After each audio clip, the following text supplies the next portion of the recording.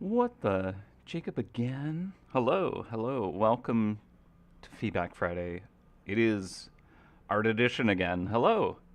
Welcome, welcome. So Dave unfortunately is unavailable. His streaming rig is not set up currently. So uh, I know a lot of people are probably looking forward to hanging out with Dave and asking him a bunch of questions. What with school being in session, lots to talk about, I'm sure. Um, was it a coffee incident? No, it was not. He actually, over the past few weeks, has been kind of preparing for a move, and then he moved, and his streaming stuff is all packed away. Unfortunately, it's hard to get at. Uh, but he will absolutely. I will go over and like make sure of it. Be streaming next week, I'm sure. Uh, also, hello, generic potato. Good morning, Stephen. Yeah, it should be a fun one. I won't be able to go all day today. I got some stuff I want to kind of make sure to wrap up. Um, and yeah, but you know what? I'd say let's just jump into it. So I'm working on a fancy looking trapskin. A little bit of a reprieve from the background illustration we've been doing the previous weeks. Let me get rid of the timeline. I don't need that there. All right. So you might recognize this trap here. This is the wait. Let me make sure. I don't actually remember the name of it now. It's the like dissonance. Why is it escaping my brain? Oh goodness. I have not had enough sleep. Um, I'm participating in a game jam. Um, so basically, my evenings, I like I'll be working, and then right after work I like eat, and then I'll just immediately start kind of cramming on game jam stuff. Uh, and so I haven't had very good sleep over the past several days. I only have myself to blame, but that's what it is. So my brain is functioning at even less capacity than it normally would. Uh, yeah, that'll be wrapping up Sunday. So, but it's going good. Having fun with it. Um, I suppose like before I exit, I'll be happy to kind of show what I have because I know I mentioned it the other week, and I mentioned I'll probably share it. Um, I don't have a kind of like, well, there is kind of a playable sample, but it's not a good kind of like setup yet for what I want to have people experience. So I'll share that the proper game next time, but I'll like load it up and show you. Yeah, I've been wearing many hats with that project, uh, including even composing some music, which I've never done before. So that was an interesting experience.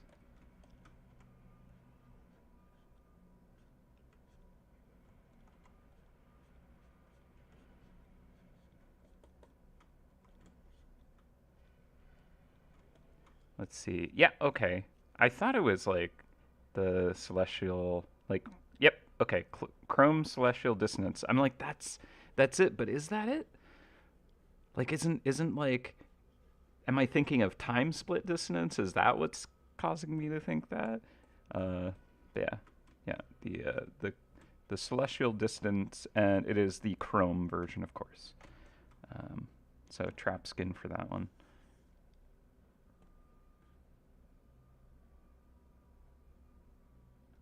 Actually, I'll pull the sketch down with that as well, just to make that a little easier.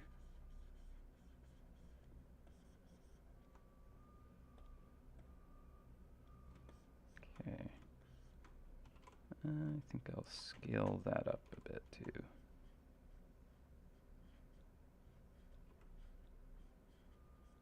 And now we can turn the sketch down even more.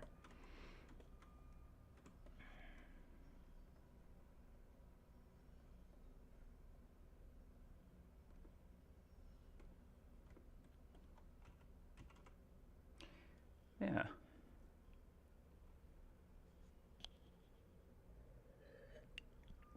Yeah, I definitely will be looking forward to a little bit of R&R after the jam. Um, it's interesting because I'm like, I should do like 2 week jam kind of thing because that way it's nice and spread out. Um, but the way this one's worked is we ended up forming like a really massive team, which is fine. But it makes it have its own challenges, right? Like you have to kind of like try and make sure that you're using everybody's resources to the best, uh, and so like you have to design the project around what you have available. Um, and unfortunately, in the game jam universe, it's not like working with a well-oiled machine of team members you've worked with for over a decade, who like are dedicated to putting this much of their time every day into it. Um, Either you get people who are like fired up and they burn on all cylinders, like me, and just kind of like forget to eat and sleep properly, and we get stuff done. And then others are kind of like quietly watching, and it can be hard to kind of get them to contribute. Um, but also like some of them like that are on the team. Well, actually, quite a few of them. They're my brother's friends from school, and they just got out of kind of like heavy exam week, so they're like wanting to rest, do that R&R. And a jam isn't necessarily conducive to that, so they've actually been kind of like opting to kind of chill more than work on it. Um, so I've kind of had to pick up more than I thought I was going to.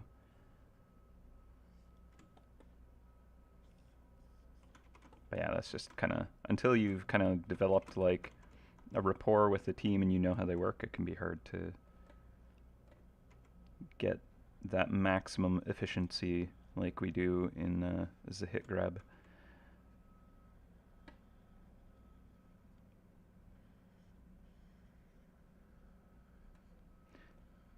So something that I want to play around with the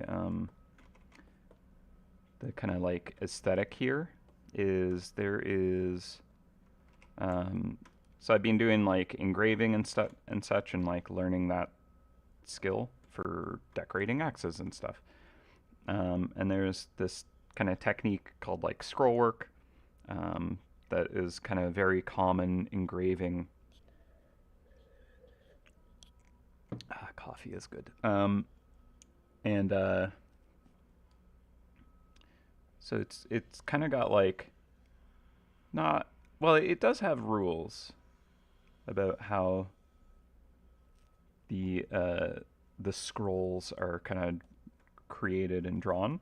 So it'd be kind of interesting to see if I can kind of incorporate some of that into it. And I'm still kind of like learning how to do those. And there's different kind of techniques for it too. It's not one size fits all. And it can be a bit different because that's like creating relief cuts inside of metal so that it catches the light in certain ways.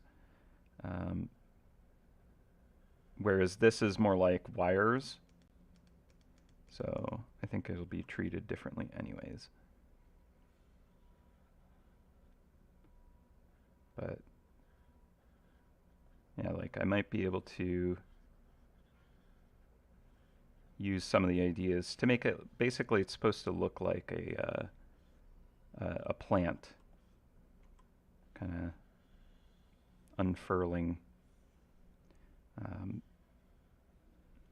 And there's like in some way for some of the people that have taught it, they're like, yeah, every kind of like spiral must touch, um, or like they must never, uh, but they for the most part kind of have similar ideas.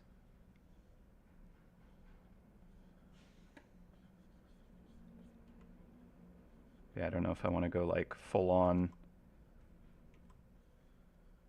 scroll look, but it can be kind of fun to play with. That kind of idea, right? You want like these long sweeping leaves kind of flowing down the spine here.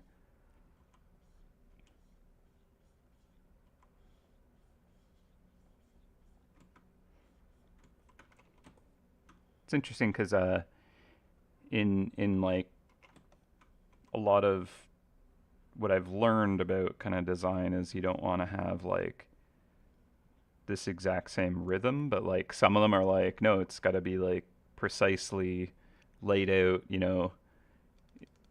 in like an even order, and like it ends up looking quite nice. But I think there needs to be like a little more rhythm shift for what I want. Maybe there'd be like smaller ones.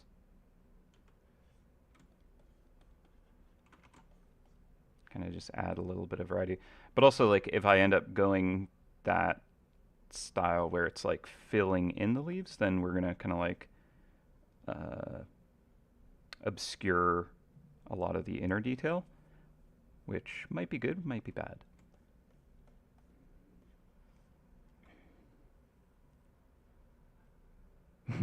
Yeah, my description of like how working on a project with kind of like an unresolved team kind of is just like every project ever.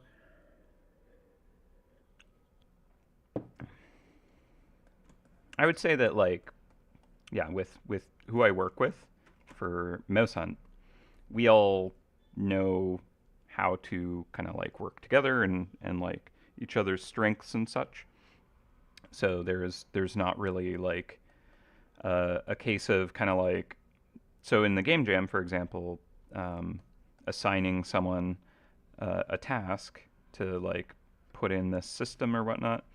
Um, right, like with my experience on it, it's kind of like I don't know when to expect it because it's kind of like I can't like be like, all right, you absolutely have to stop doing what you're doing for your kind of daily life and only do this, and because like a lot of them are like inexperienced, so they have to actually learn how to do things. Um, but whereas with Mozan, it's we know that like so and so kind of taking that on, they're gonna do it how we expect them to do it, and they'll deliver it within this kind of time frame. Um, Also for filigree stuff, kind of having it like swoop off these little kind of offshoots can look quite lovely too, and help kind of like fill space in nice ways. Can also just like do leaves. Like I'm like I could try to kind of follow the the gilders or etchers or engravers or whatever rules, but I don't feel like I know them well enough to kind of fully implement them. So I'll just try doing my own thing. Kind of like these. But I'm feeling like maybe I want them to be more wiry overall so that there's more kind of like inner details coming through.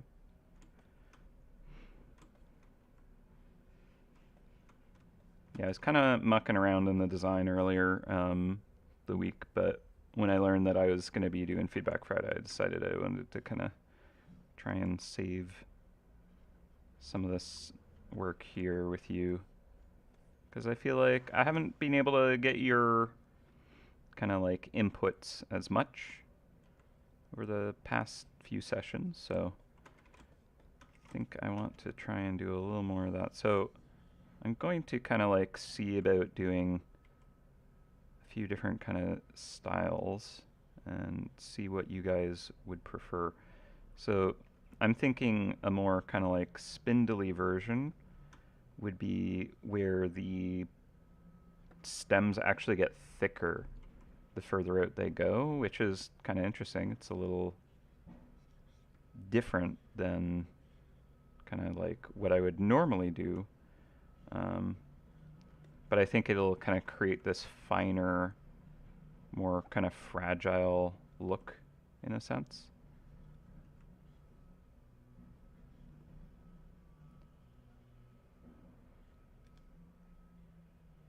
But make them kind of like thinner wire that goes like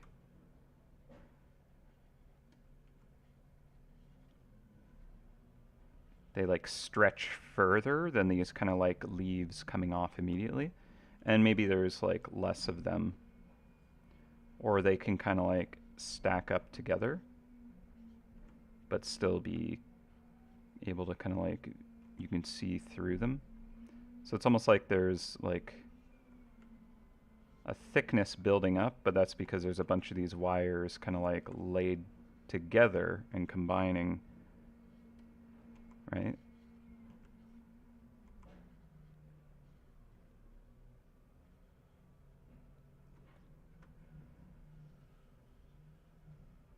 But if it's too spindly, then maybe it's like going to be hard to even visually tell what's going on, because I think right now it's kind of a little bit of that is happening, right? But that will be resolved through kind of like partially at least the rendering of it. So yeah, what do we think? Do we like spindly or bushy? I think either will work. It's just gonna kind of have a slightly different aesthetic. Like spindly is gonna be more like, I guess it almost look more like a mesh or fence or something like that. Whereas the bushy will be more like this enclosed kind of capsule frame that is like opening and closing, perhaps.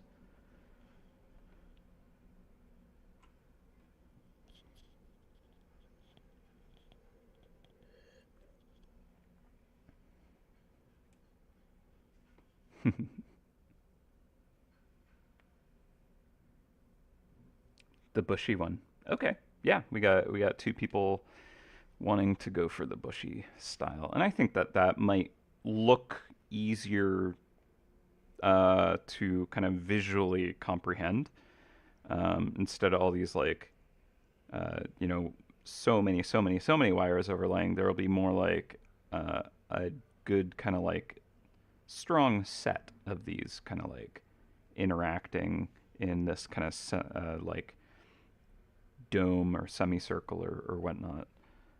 So, yeah, I think that that will be a good way to go. Yeah. Okay, I'm going to actually, because I was kind of like, I feel like this might end up happening. I'm gonna kind of knock these back, and we might end up just kind of like rewiring it so that there's less of them, but like they're more focused, right? Actually, if I just completely hide these, would it be easier on my brain meats to just kind of figure out?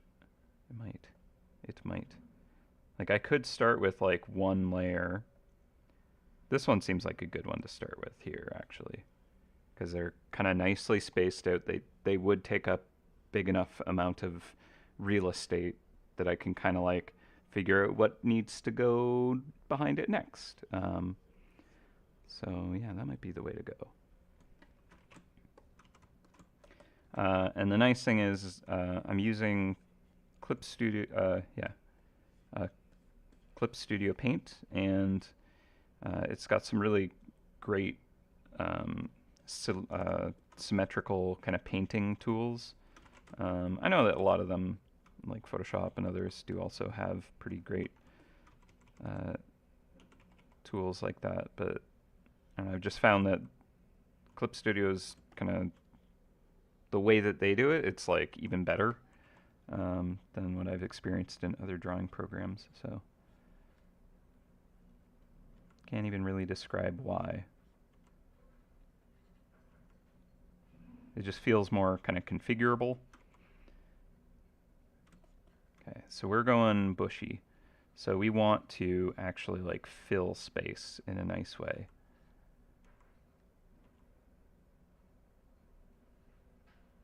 I do still like the long kind of leaves.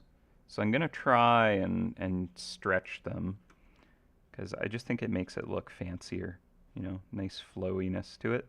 And I also like that kind of like thin to thick aesthetic. It kind of makes it feel more elegant, if you will. So I will try and kind of get the best of both worlds, I guess. But we'll start here, just because we got to start somewhere. And this one I can kind of do more experimenting with. See if I like some of the ideas that come out of it, and then use those elsewhere. And yeah, I imagine the first half of this stream will probably be just trying to kind of add in these details and figure it out. A little bit of practice for scroll work.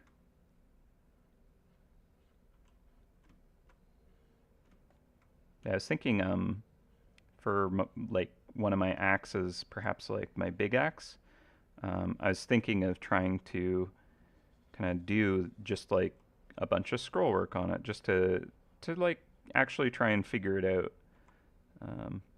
And I think that could look really cool if it's just like an entire axe head that's just covered in these kind of floral vines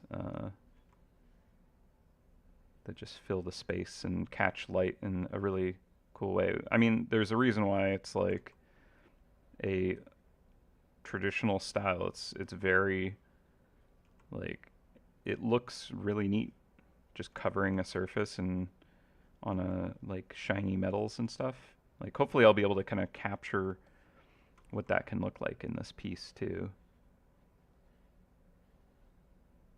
Okay, so it's getting a little bit cramped in there, but I think that's actually the goal, is we want it to fill the space.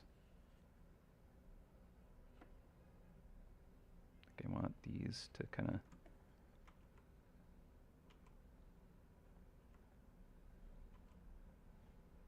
do more of that. Yeah, that looks somewhat like what I think it should look like.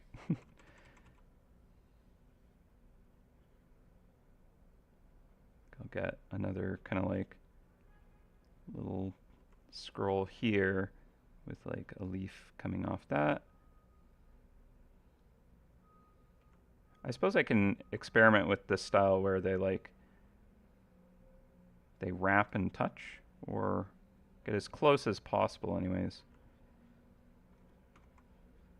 Because again, like when I've seen videos on like how they're designed and how these kind of artists kind of create these aesthetics, I'm watching it and I'm like, that's gonna look terrible if they're like all kind of like lined up and smacking into each other. But in the end, it ends up looking quite lovely. So I'm like, oh, need to figure out something from that, I think.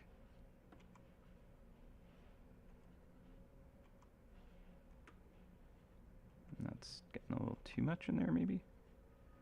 But like, I think they also kind of like try and make sure that it's like this spiral always kind of wrapping into it somehow.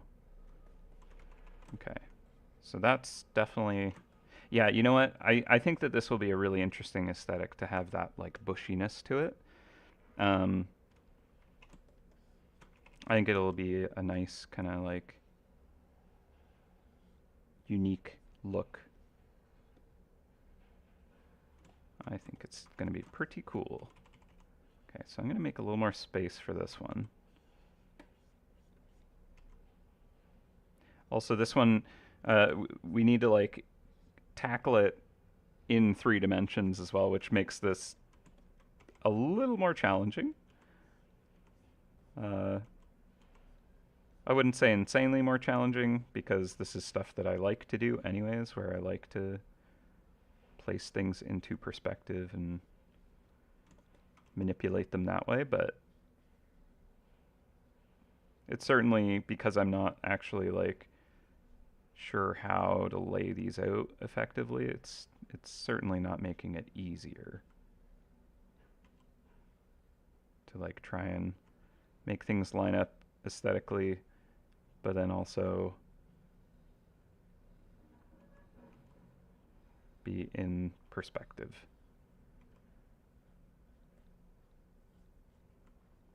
Okay, I can just kind of fudge that in really quick now and then come back to that one. I think I'll increase this.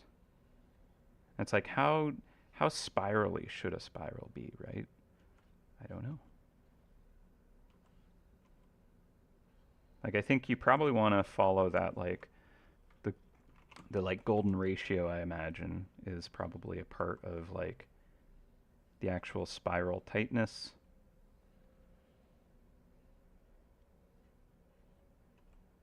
Really should have like watched a video before stream.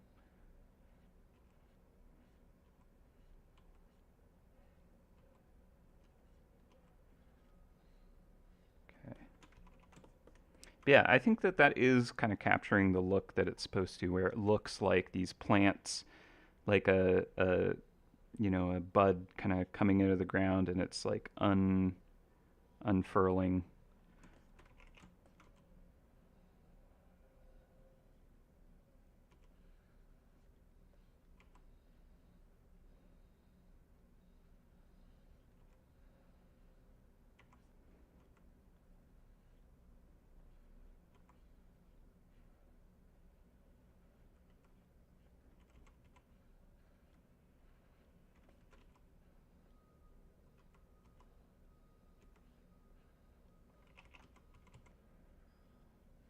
Okay. Oh, thank you. Yeah, we put a lot of work into the so-so. That's the abbreviation. Awesome. I'm like, I guess it can't be SOS because that's a school of sharks, and that's so cemented in the like just the language of MouseHunt. I wonder what like the abbreviation for the school of sorcery is. So-so is very interesting. Uh, but yeah, so yeah, like uh, the art team, we really enjoyed all the designs that we got to do. They came together so fast too. Um, I basically didn't even get to like really stream uh, character art for it because it just like when we started just the mouse art, we were just crushing it because we were just like next, give me another. These are all like they just came together so well. So yeah, the art team really like just crushed it. And yeah, I'm glad that you saw my animation. I had a lot of fun with that. That one was a late entry to the release. We actually wrapped up all the art long time back. We got nicely ahead of schedule, so we could kind of like start work on future stuff and get ahead of that. And one of the things was like the Master Sorcerer's thumbnail. I've been kind of enjoying putting a little uh, Easter egg in the GIF there because you can animate those. Uh, and basically, each one I've kind of like experimented with different animation stuff and having a lot of fun with that. So Yeah, I put a little extra into that one, and I highly enjoyed creating that. Actually, since it's out now, I suppose I could dig up the like higher res version of that to share, because there is a lot more detail in the actual animation than you get to see in a 50 by 50 pixel image. But that's just the nature of how I work. I tend to put in more than can possibly be seen, just because I feel like in the end that makes for a better image, and I enjoy doing it. Even if it's not the most effective way to produce work, I think it makes a certain difference that I feel matters. Like it fuels the that like artistic kind of element that I've managed to keep fostered over these 16 years. You know, a lot of people who've done kind of the same work for this long might have hit a point where they're like, you know what, I'm just done with this. I got nothing left to give. But somehow I can always kind of like tap into that and just keep that fire going. I don't know. Maybe it is because I kind of like let myself push that. And I'm always kind of discovering art stuff, new stuff. I'm trying new things. I'm challenging myself. Um, so that's probably part of it. I don't think that this curve feels right. I think it's too elongated. Like if I were to flatten that out, it would look like this, and that's not it. I need to adjust that, but I'll come back to it. Let me see if I can find that animation real quick, because it's fun. And I'll forget to show it otherwise if I don't go and dig it up. Let's see. Here we go.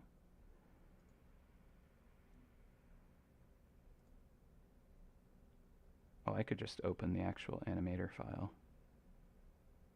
Right? Let's see. Also, this, in case anyone's like, oh no, spoilers, heads up, but this thumbnail is immediately visible in the adventure book kind of challenges. So, oof, my computer, come on, buddy. You got this. You got this. You can do it. My computer's been having some fun recently.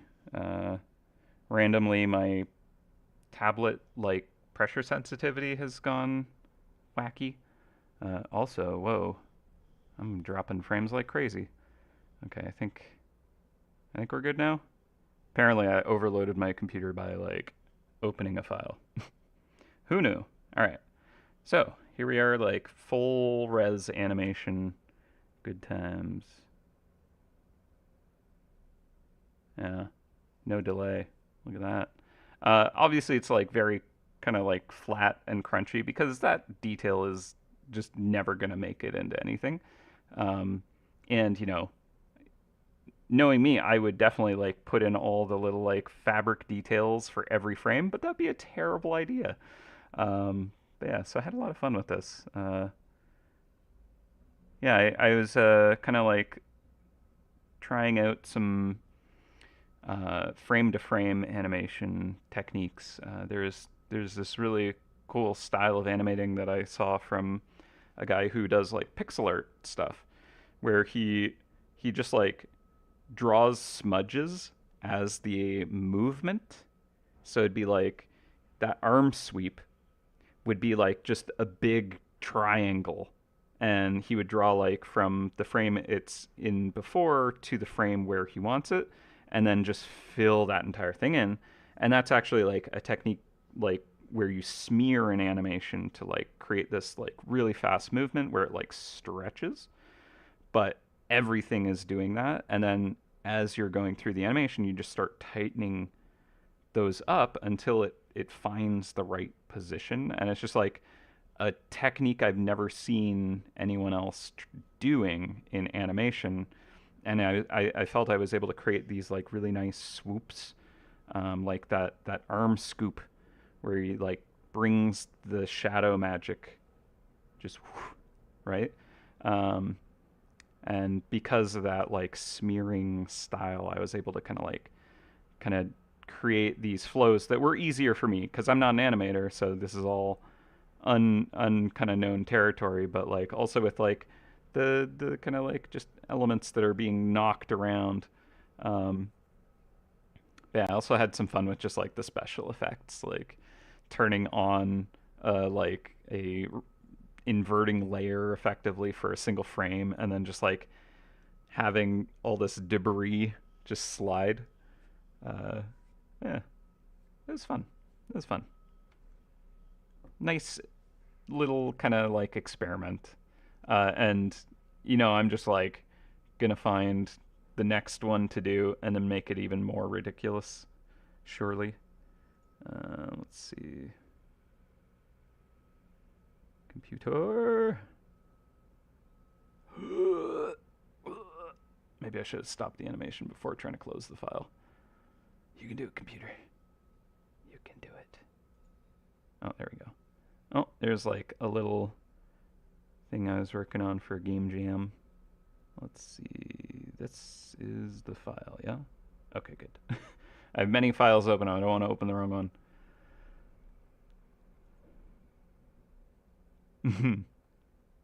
Yeah, there's the one frame where his eyes close like anime style. Yeah, the first one I did for the Mythweaver, yeah, was the and it takes like nearly a full minute for him to just blink once, kind of thing. So if you blink, you miss it.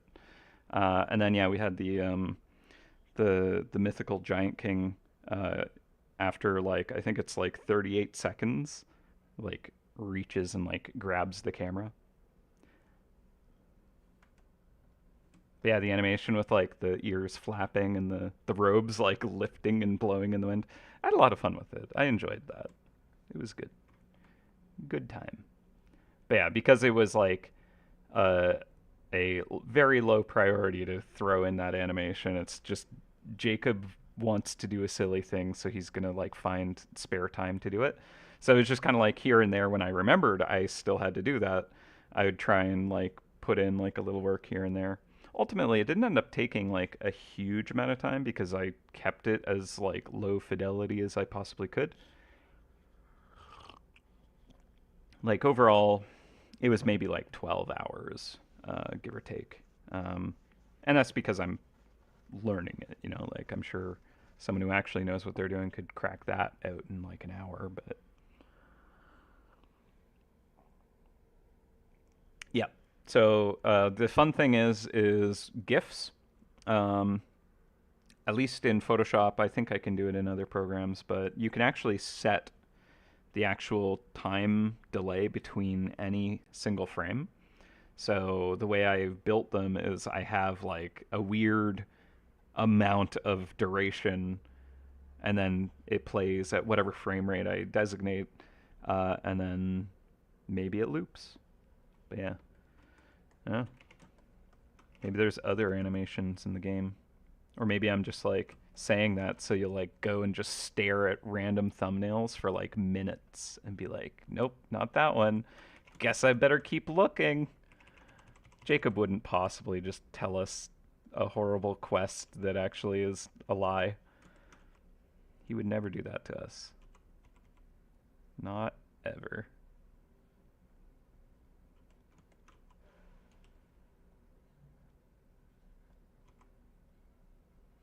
Okay. So yeah, I want these to like curl inwards more. Make sure that there is that kind of like I want there to be this rhythm, right? Where it's well, not quite that, but like they're kind of all kind of swooping in the same way, like little eddy currents kind of wrapping into each other kind of vibe. Yeah, the mythical giant king animation was a jump scare. You're right, because you don't expect it. And like, it just it takes so long to start playing, and then it just like is very like, "Wah!" So I really enjoyed just kind of like figuring that one out, and then being like, you know what'd be kind of wild is just grabbing the player, just looking at you, and just you're mine now. And like it is, you know, what a giant would do if it found you. And boy, oh boy, Mythweaver do find you.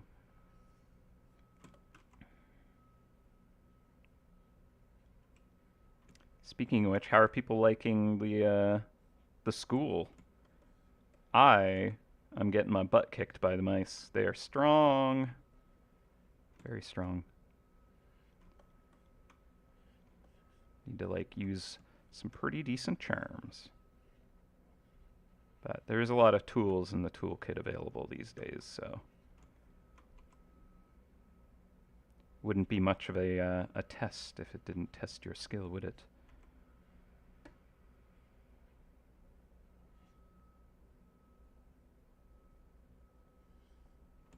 Man, now I'm like, why don't we just make these fractals? We'll just go into this one and draw more in that, and then go into that one. Jacob level detail.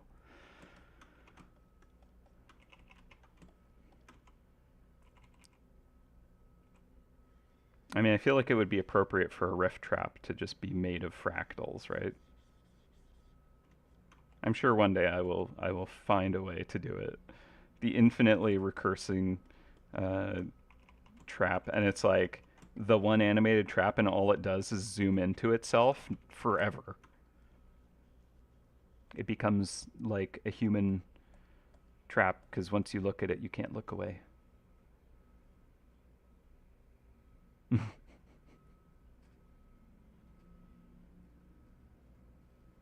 See, we're just trying to like emulate the kind of like what you'd expect from school is yeah like having to get more creativity, condensed creativity from the market and stuff is yeah that'll crush what reserves we have. It's true. There is some interesting strategies that you can definitely kind of employ uh, to be very like effective with your resources. Like you can certainly absolutely just crush condensed creativity because you know it's a huge benefit. But a very powerful strategy is to start a run strong and then kind of like once you hit a good kind of level, then you can kind of like go down to like more cost effective hunting mode, save those resources because it's very much a I find jumping through the kind of levels as quickly as you can, and then kind of like switching to the like farming mode. Uh, you can get pretty effective if you find your cadence with that.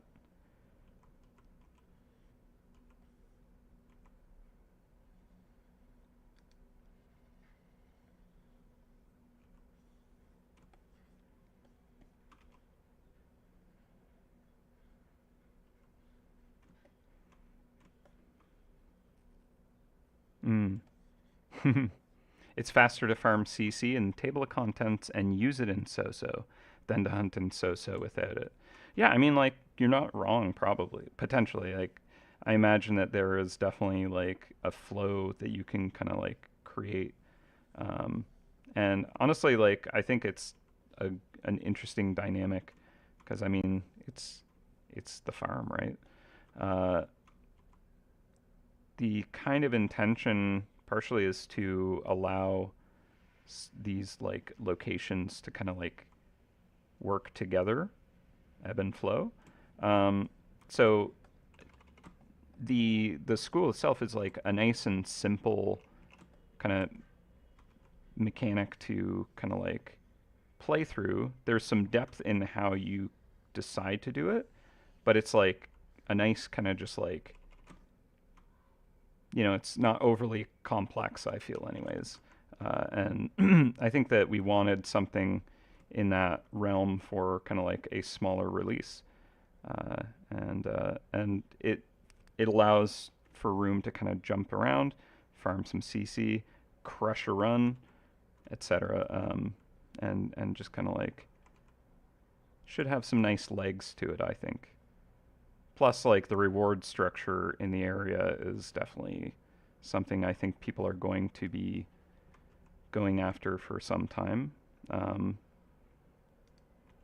Not like necessarily that like the rewards are going to take forever to earn, but rather that there will always be value in kind of like going for the scroll, and kind of like unlocking that to share with a team. And if you're not into mapping, then just kind of like using that area to farm for your printer paper, right? Because like that is a strong base, and now you can farm it without requiring like some event or anything, right? Um,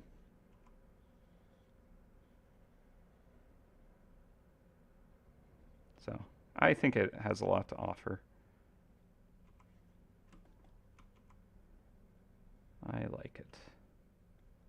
Yeah, it certainly can cost some condensed creativity. Gives a pretty nice boost. But yeah, for anyone who's kind of like looking for a simple but effective strategy, I highly recommend when you start a run, start strong and go hard. And, it only needs to be a handful of hunts to really make a difference. But yeah, if you want to be frugal, like I did a fair amount of testing, and yeah, I'm not going to give you like the strat at all. By all means, that's up to you guys to kind of like find your own and figure it out. But yeah, there's definitely kind of like effective ways to kind of like not eat all the resources in one run. Can kind of use them to cycle themselves a bit.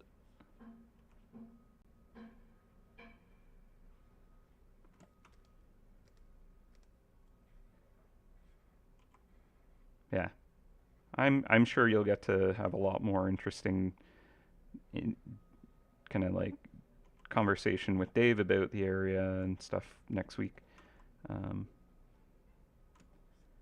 But I hope everyone's been enjoying it.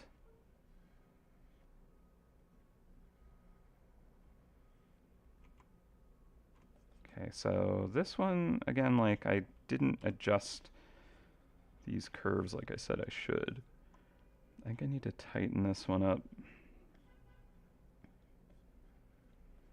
Like this, maybe.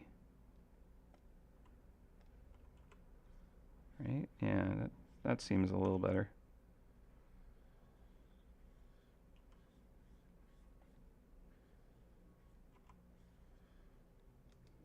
Okay.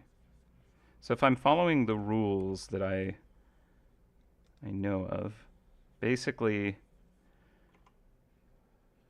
the curves should all kind of like be like ladder steps together. They're not like,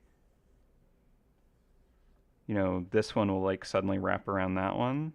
They like take turns going up kind of thing. Actually, kind of makes me think of those like a snail shell, the kind that kind of spiral, and then they have those like, ribs or whatever. Yeah, I think this one comes out too far. Because we're looking at this from the side, and I need to keep that in mind. So these need to be more squished horizontally.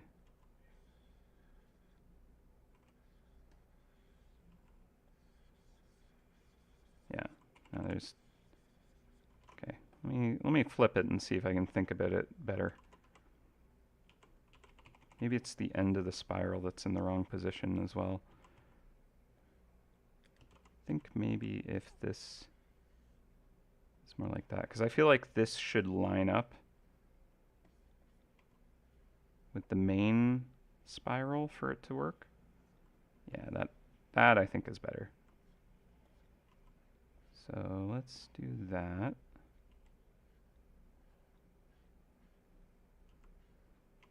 And I can definitely like embolden these little leaves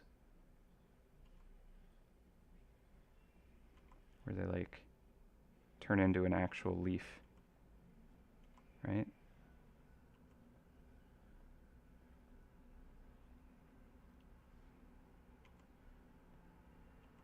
Yeah, that's a good shape there actually. I'm gonna, so like kind of did that and then like a little whoop off the end of it. It's like a fancy comma. That's kind of nice.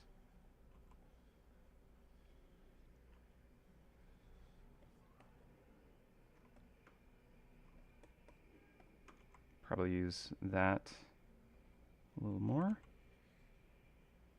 Get another spiral there. That's good. And then this is just going to become like one big leaf, I think. Yeah. Okay, that's looking a little closer to what I think it's supposed to. But again, it's flattened. Like another way to have done this would be to draw it head on and then just like squeeze it, transform, and just kind of squish it down.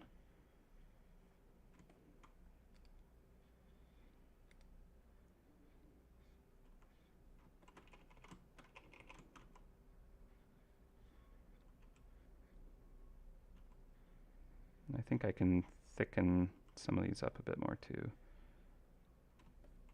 Because I did mention I wanted to be more bushy, filling the space a bit more. Yeah, these are pretty long and stretched looking compared to the other ones, I guess. So we'll see. It's okay. I'll move on. I don't think it's going to be a showstopper.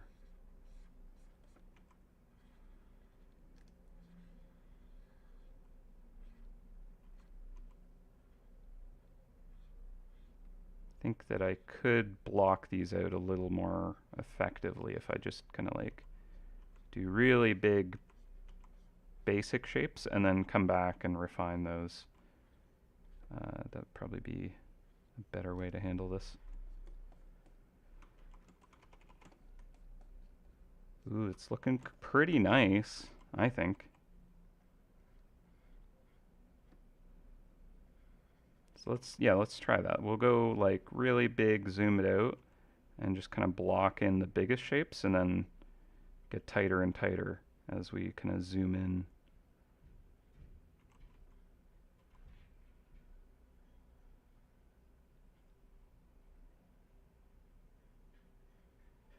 A little hard to see on top of that layer there, so I'll just hide it for now.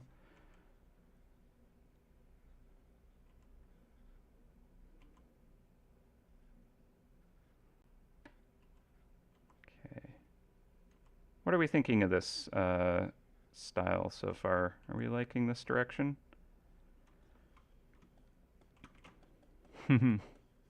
Another Art Edition Feedback Friday, another day with no V-Rift theme. Yeah, sorry. No Valor Rift theme for you. Again, harass Dave when he's back next week. Gonna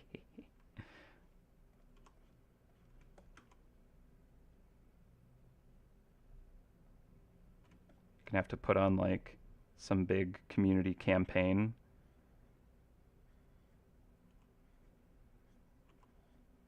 It's got to be player organized, I feel.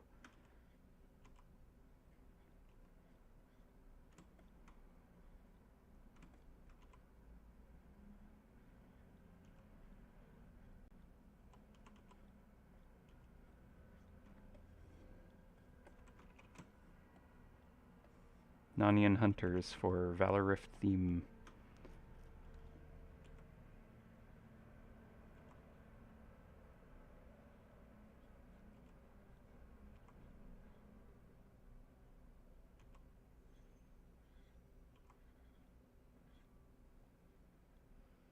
Yeah, I think going with the bigger brush, working out the largest shapes first is definitely going to speed this process up.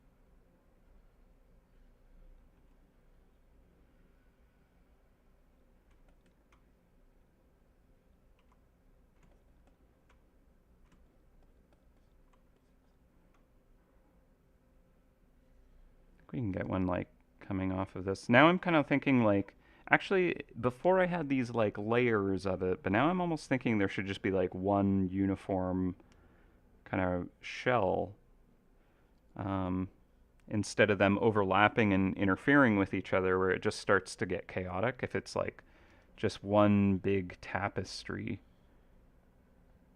that's in 3 dimensions, if you will, and just like wraps around this black hole. That might be pretty cool, actually, and it'll make it less chaotic, I think, in the end, to have like all these kind of spaced out to fit each other instead of like overlaying and just getting, because like honestly with the amount of detail that goes into it, it'd be pretty intense to try and lay just like a bunch of just meshes of gold, and have you be able to see any of the details. So yeah, I think the way to go is just fill the space evenly so that it's spaced out nicely, and it just will wrap around. Yeah, I think that's the way to do it. So it's just like the foreground layer of this and the background layer. And the background will be kind of like hazed out, because of just the energy and atmosphere from the trap itself. Yeah.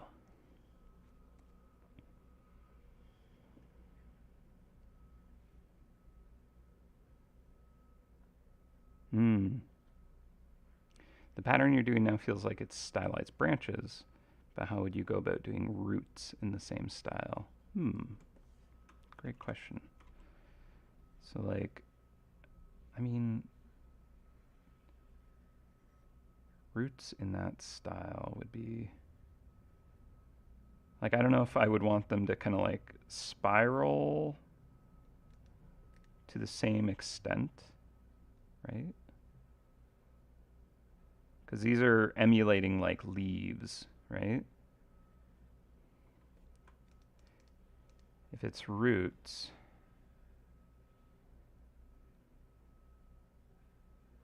like maybe it's just simpler but more forking. Like it just kind of creates more of these. I guess what it started as, where there's just like a lot of these kind of more spindly arms going off and doing their own thing, maybe.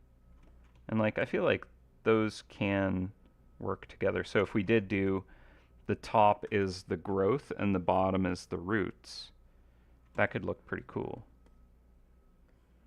So yeah, maybe I'll try doing that. And like, in the sketch, I kind of had some of it carved into the actual like tower, but it could be that there's like these kind of like growths over it that like wrap around it, like an air root or something, kind of just twisting and wrapping and hugging this, and then like maybe they even go down onto the base. Or I mean, maybe it it kind of goes into these kind of flames, and we swap that out as an element, perhaps. Hmm. Ah, I asked Dave a while back on Feedback Friday, but he just told us to ask you. How dare he bounce it right back? I'm not the one that plugs it in. Ultimately, I just provide the asset, which I believe I have uploaded somewhere. I suppose that if I re-upload it, it might be more likely. So I guess the ball might be in my court. How dare.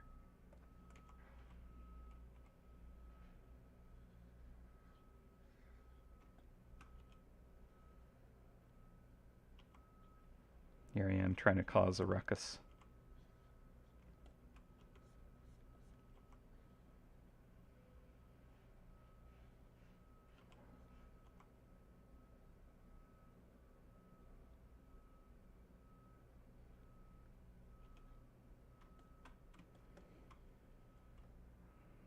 Mm-mm-mm-mm. Okay. Yeah, so does this mean we have to ask Giorgio or Norm about it next? Yeah, actually that's a good idea. I think so. Yeah, I think you should definitely ask them. My 100% effective solution: draw at least 5 more journal themes and make a journal theme update. Honestly, like that could be the way to do it, is just like just give them so many that it's just like, okay, fine. We'll just do it all as one big push where it's just like, instead of like one random journal theme there and one random journal theme there, if there's just like a pile at once, then it's like, hey, Mouse Hunters, we're doing an update and we just added a pile of new themes. Have fun. Maybe, maybe.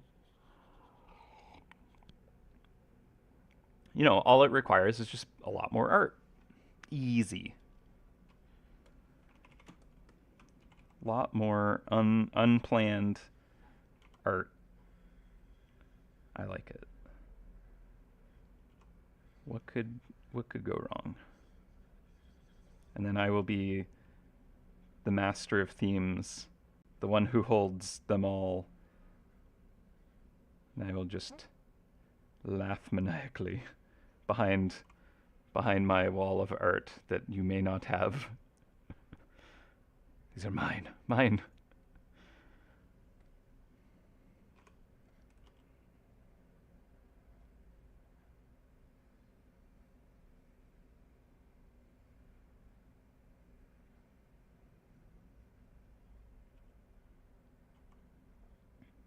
Actually, I'm very excited for Dave's new stream setup. I think there's gonna be we'll see if it gets set up. Um, but there might be a pretty cool backdrop. That's all I want to say about that. And you'll be like, how do I get that? And I ask the same thing because I want it to.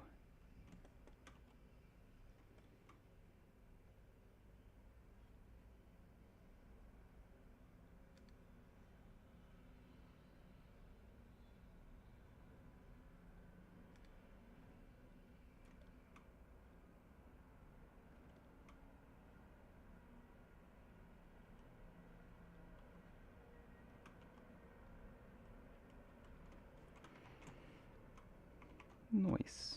Yeah, I'm liking this. I think that it's going to be quite lovely.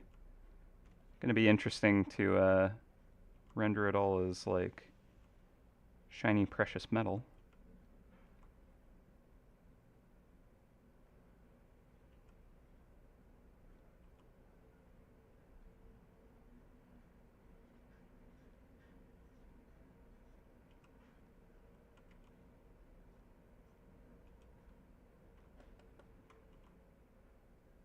I'm gonna bring this in more actually.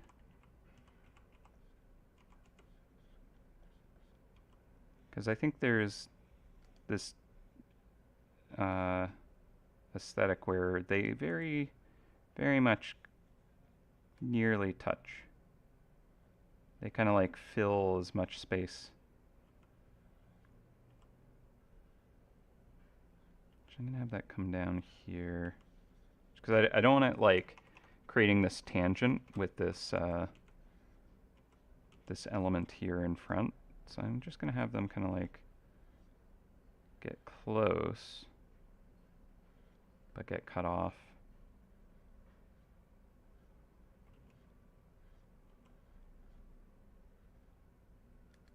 Yeah.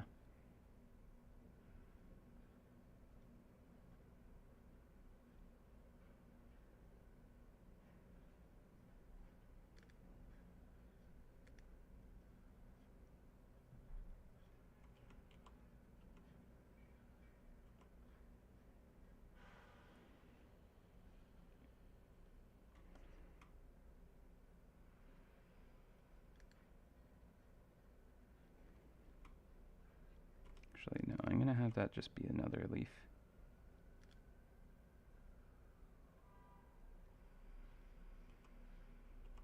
Yeah.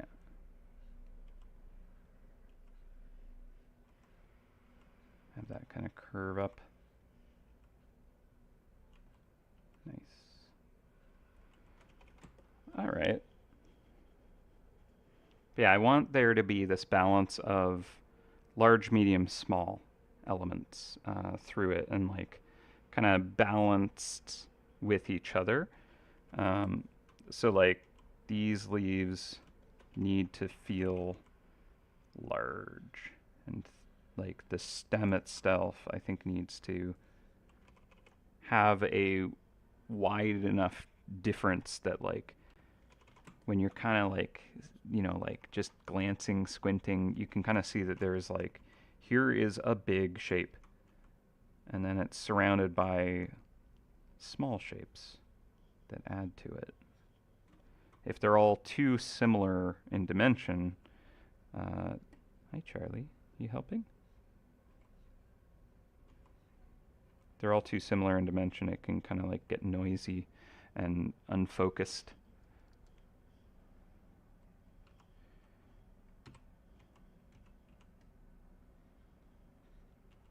Yeah, you're helping. I know. I know. You're such a good little helper. Thank you.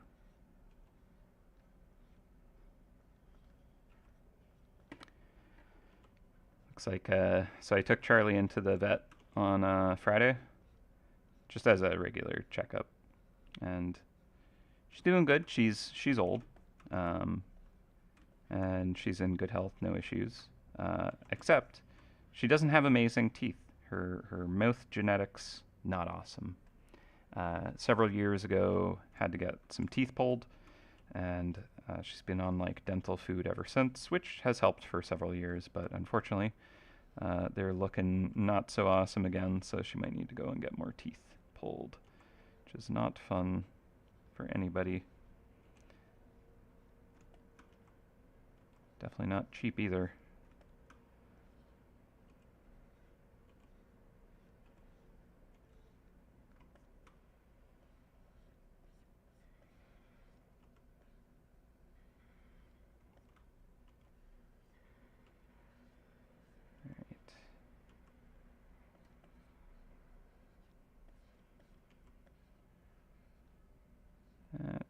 Curving in. Maybe I'll double this one here. Yeah, that's better. Just kind of like having it be a big flowing into big, and then I can kind of thin this one out to create more of a kind of like contrast between those shapes and rhythm. Maybe in like a little one there. There we go. That has a little more kind of dance to it, I think. A little more interest in the shape language. I think I need to thin that overall just a little bit more.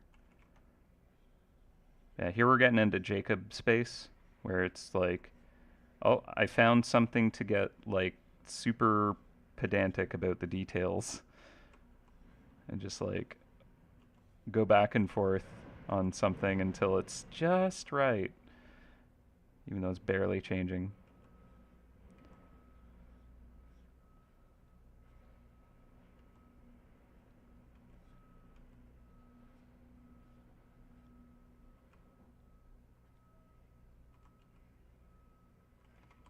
that works. Good enough.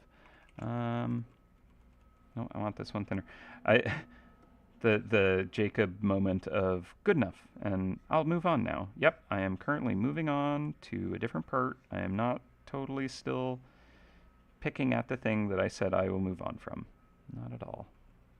That wouldn't be me. Nope, nope, nope.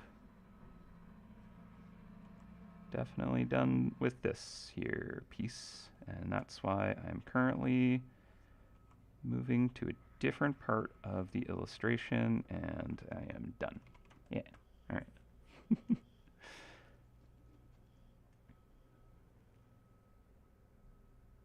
Hmm. The gesture Charlie does with the tail. She does have a little language that she has, yeah.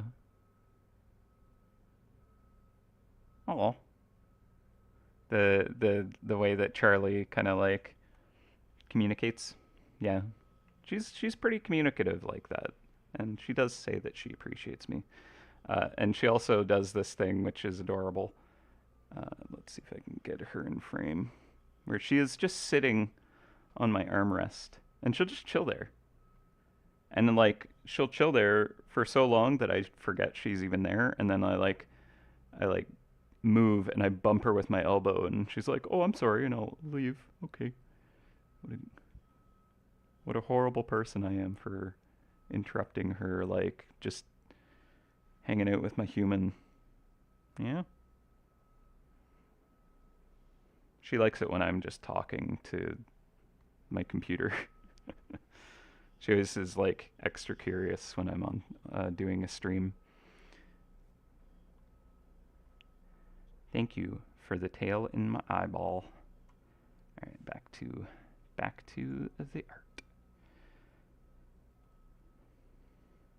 Yeah, it does have the stencil look for like in like wallpaper and kind of like that fancy uh krenling. I don't know what it's called, but yeah, there's like some interior kind of design aesthetics that use this motif.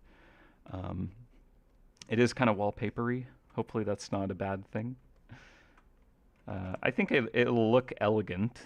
That's the goal. That's kind of like what the aesthetic is supposed to do, anyways. So I imagine it's working on some level. Um, yeah, yeah, exactly. It's a regal look. It's nice, elaborate, decorative. It's what we're going for. Also, I should give this a save because it has been a little bit, and my computer has been acting a little bit weird. So normally I take lunch at 1 o'clock. I think I'll stream until 2, and I'll wrap stream then. So we'll see what we can get done with this here.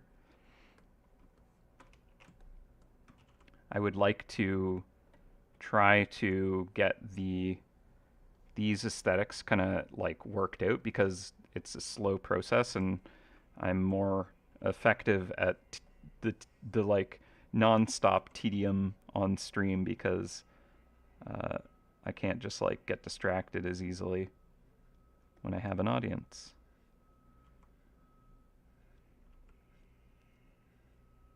And with the lack of sleep I have right now, I'm unfortunately fairly easily distractible at current. So use this time with you.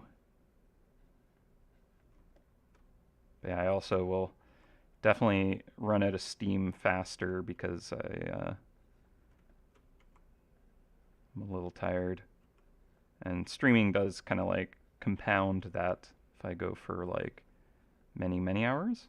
But I'm not complaining. I am very much enjoying myself with you, and I always do. Just kind of informing you that I plan on kind of wrapping the stream at 2 o'clock, just so you know.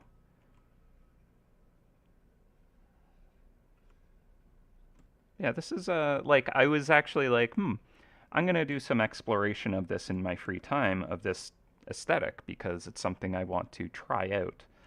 on like doing like some artwork on metal.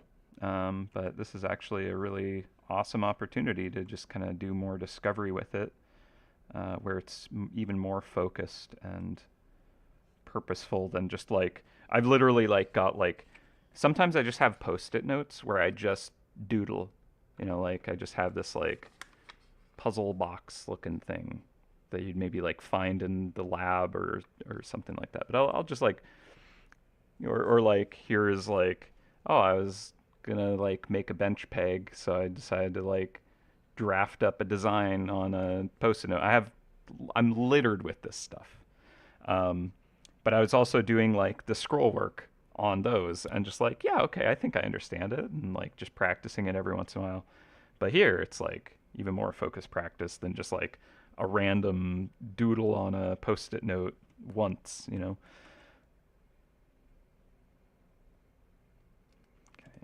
So, yeah, I feel like I'm learning things about it.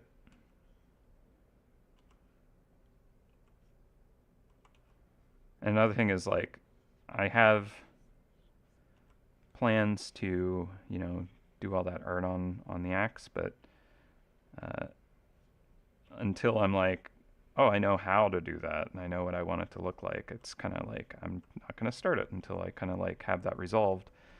And this is helping me kind of like figure out a bit. So that'll also be helping me to kind of progress that, which is great. Because I've made plenty of art on other people's axes, but I haven't done much for myself. The art that I did on my own axes um, is out of commission in all cases. The first one I did, the axe unfortunately got stolen, and the second one, my axe handle is currently broken off of it, so that one's out of commission, and I haven't had the time to rehandle it. So, but after the game jam, I will have a bit more free time, so I will be finally addressing that. Because being a league member axe thrower, kind of is important to have a functional axe. I mean, I have several, but it's just like they're my backups. I miss my main thrower. Ooh, I'm starting a new league, or joining a new league that is big axe only. So I'll just ramble at you about axe throwing now, because that's what I do. Um, so I'm a part of like an axe throwing federation, like International Axe Throwing League. And normally the way it works is you throw a hatchet at a board in the wall. And there's a target, and you get different points depending on what part of it you hit. You have 5 throws per round, and you have three like rounds per kind of game.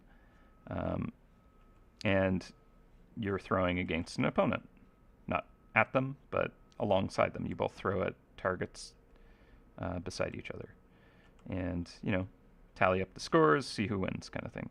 If you tie, then you go to big axe. That's how you break a tie. And big axe is like an actual proper lumberjack, chop a tree down kind of axe, like a big one. And so recently, one of my friends that works at the throwing lanes that I go to, she started a big axe league where all your throws are with the big axe instead of just the tiebreakers. And then to do tiebreakers, there's a wheel that you spin to see what you're throwing. And there's like a couple of different things on the wheel. There's like throwing knives. I think there's like, maybe it's like trick shots with a hatchet or something. But like each one is like different. And so I haven't actually done the Big Axe League yet. We'll see if I even am able to go on Sunday, because that's when the game jam is effectively do. So, but yeah, it's gonna be fun.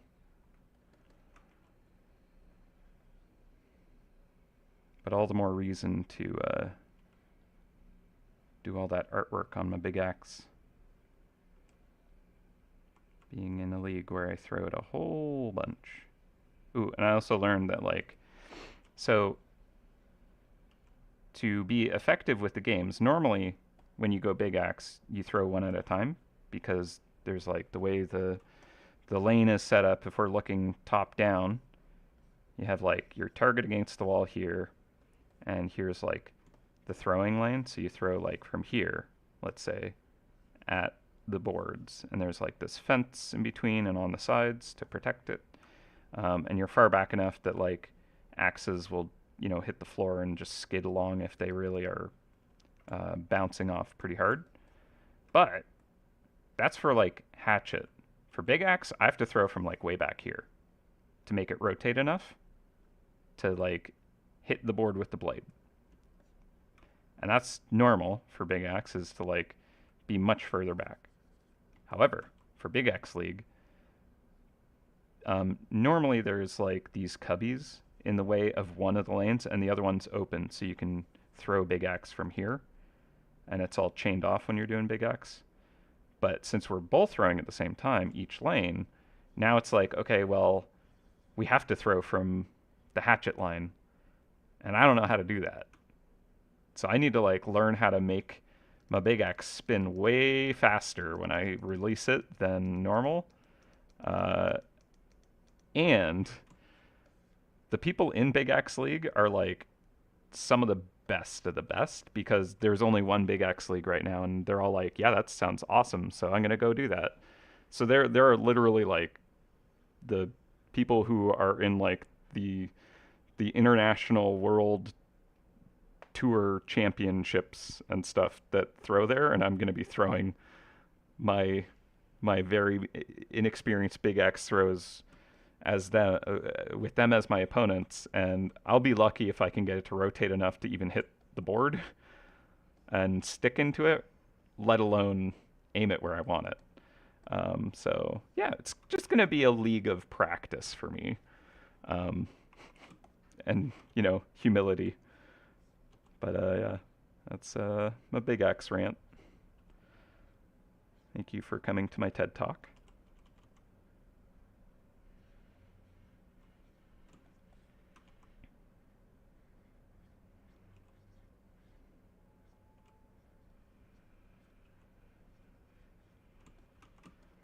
Mm-hmm. Ooh, a great axe league. That's awesome. Yeah, it's the video game. I guess a great axe is a real thing, isn't it? It's not just a video game concept. It's the only context I really have for it. But yeah, an actual gigantic war axe that is definitely not legal to throw at the lanes, because I think those are double bladed and just way too unwieldy to actually throw. But knowing people I throw with, they would probably find a way to throw it one-handed, because that's just what they do. A lot of people that are really good, they just throw proper lumberjack axe one-handed, as one does.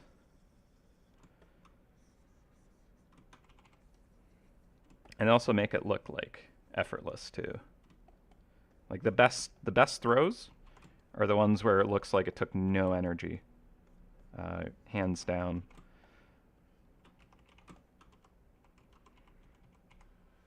I it part of that is just because the efficiency of their movement makes it very controlled, and they can replicate the same throw because there's minimal just excess energy that ends up happening. They just use their whole body to throw it, and it's the exact same technique every time, and it's just refined. Whereas a lot of people who first start throwing they like really throw as hard, like they throw it hard, and like it's chaotic and uncontrolled, and so it's very difficult for them. But that's interesting how easy some of them make it look.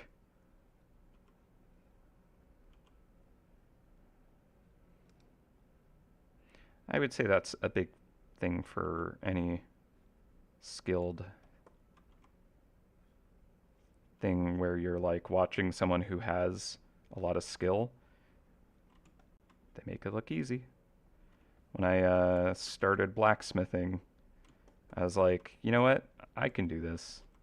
I've watched tons of people doing this. I understand what it needs, and it doesn't look that hard. It looks easy. That's because people make it look easy. Ain't that a thing? Suppose I've had similar comments about when I'm drawing live. You know, kind of make it look easy, I guess, but not something you can just kind of do day one. Takes a little bit of building up muscle memory and just kind of like an understanding that isn't necessarily just inherent.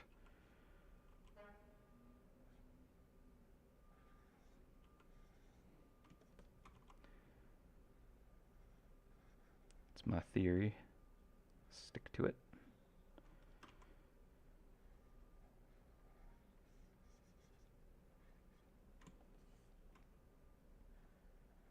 So the nice thing about these leaves is they are just really convenient for just filling space. And they can kind of like be scaled to produce more of that, like, I want a big shape to kind of balance all the little shapes.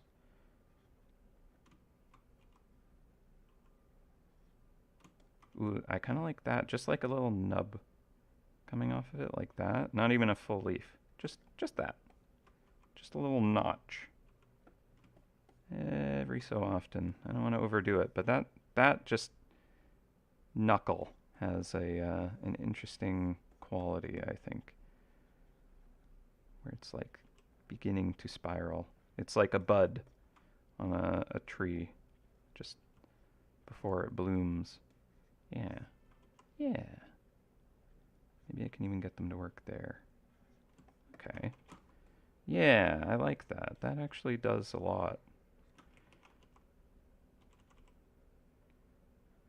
Kind of just gives a little more control over shape interest.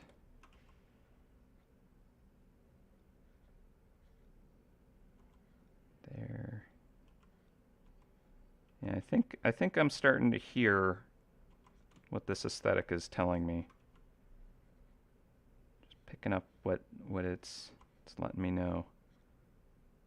Just a little bit more weight here. A little bit of something cut out here. It's kind of one of the things that once you kind of like get familiar with artwork and kind of like build an aesthetic and an understanding with how you kind of see shape and composition and rhythm, is like you kind of just let it speak to you and let it kind of your intuition take over. At least that's how I work. I never come at a piece of artwork knowing what I'm going to do with it. Partially because I actually have a little bit of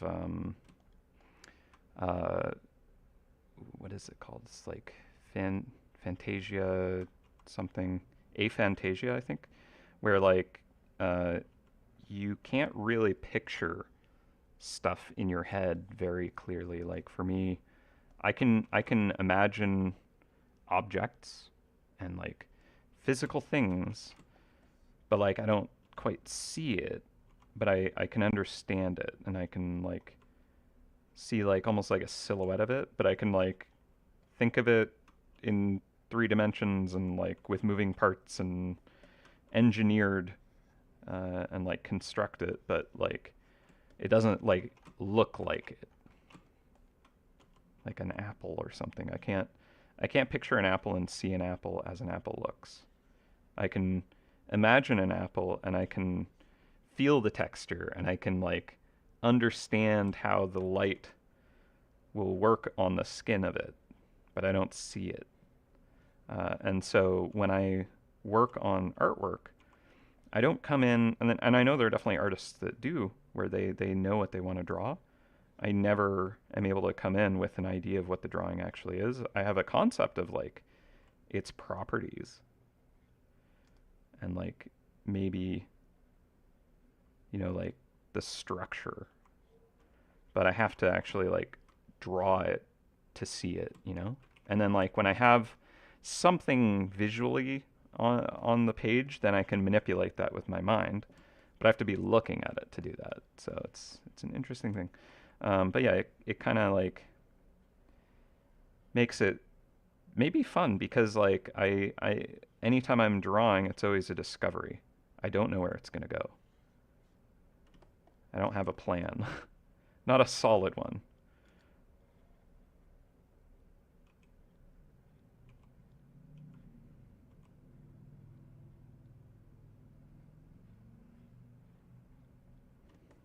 But yeah, I think maybe that's partially why I enjoy it so much. Is like I'm just as curious as the rest of you to what it's gonna be in the end. Like I didn't know it was gonna look like this, not even close, right? And partially is because like I wasn't sure what direction I wanted to take it in. If I wanted it to be more like this like chain of spindly wire. Um, and I mean, to be fair, this is also like very intricate. So just picturing this is a lot. Uh, but yeah, it's interesting. And a couple artists that I know also have aphantasia, but they're incredible artists. So it's definitely not something that has to hold anyone back.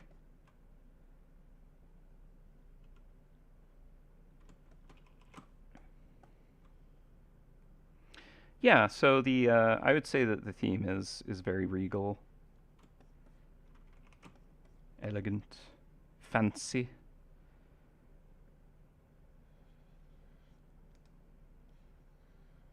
Very ornate.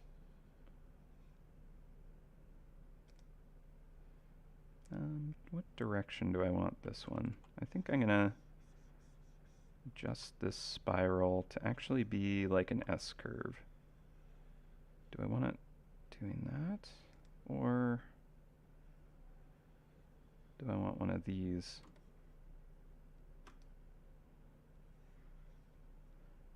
Something that might have been useful as well would have been doing like a layer up here where I like created the ellipses to work off of in kind of like 3D, right? So that as I'm drawing these, I kind of match them. So like I might actually try to give those hints to myself real quick. Layer, here we go. Too many layers, making a mess. All right, so like these are simple because they're pretty head on, right? And like kind of giving myself like these circle guides, but as I go further out, they need to be like in perspective. So like that feels too wide still. Like I need them to do more like that, right? Where they're like really compressing. And hopefully it's an okay look to have it be as symmetrical as it is. Actually, this is kind of interesting to just kind of like figure out the pattern too, by just representing it as these little circles. I don't want that one there. It can kind of maybe help identify like where there's too much of the sameness, in the shapes. Like looking at this, I'm kind of like, I want this one to be stronger. There's nothing really doing it there. Can I make that fit, right? Or take the one that I do have, make that one even stronger. This one's kind of a medium, so it's actually pretty good. Maybe I should make these more accurate to what they actually look like. Really small one. Okay, so this is probably more helpful if I do it like this. This one's kind of a big one, but it's actually medium. Yeah, this one I think I need to make even bigger to like create these differences that are a little more dramatic and noticeable. And I think I'm gonna squish it down just a bit too. And so this one very much needs to be compressed more, right?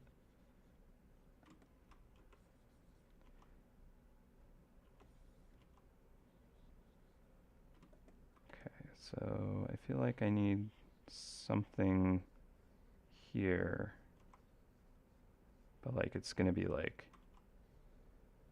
completely flattened in that spot, right?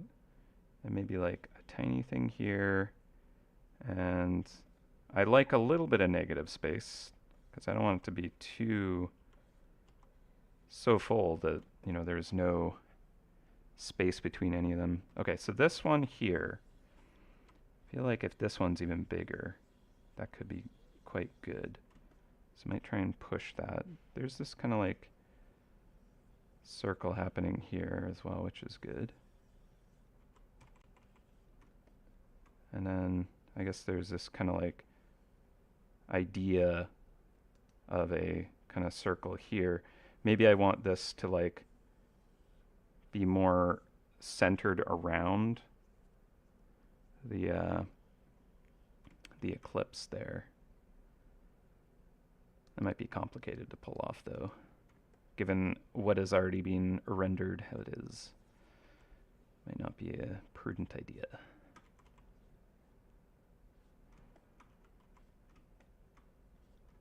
There you go, leopard spots.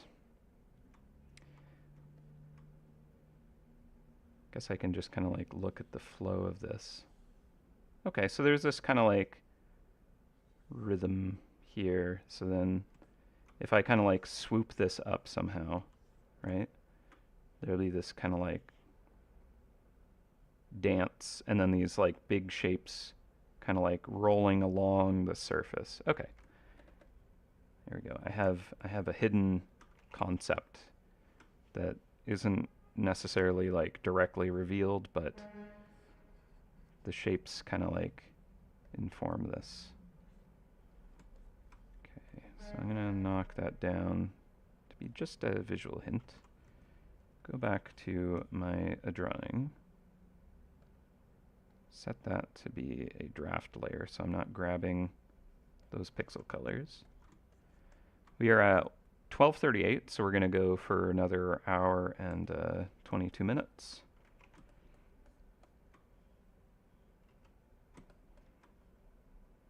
Okay, so maybe I can just grab this. Also, this is a fun selection tool that is a Clip Studio thing. I don't know if other ones have it, but you can actually just like paint your selection. Quite like that. It's quite clever. All right, cool. So it is selecting both. Wonderful. Let's just stretch it vertically. That's not it.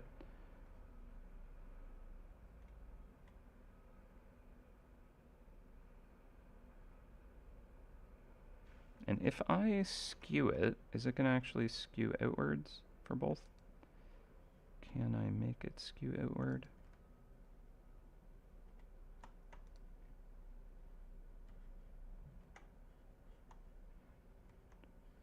Nay. Okay, that's not working off the symmetry there, but that's fine. I know there is a way. If I switch it to perspective and I grab this corner, there we go. I can just skew them both that way and tuck that in just a little there. And don't move the bottom portion. Good enough. Okay, so that's now a bigger kind of shape. I think I might thin some of these spines more. Again, because like it's a lot.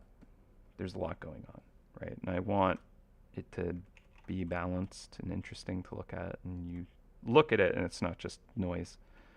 I think that when I apply the backdrop and the actual like render of the metal as just kind of like a simple pass, it'll come together a lot more. And then I can hit some highlights on some choice edges and just really make it pop in pretty quickly. But I just want to make sure that there's this like nice balance of shapes. Okay, so I can go in and just clean that line there. Make sure I am on the same layer. Very good. Okay, so I want this here as well to be more squished.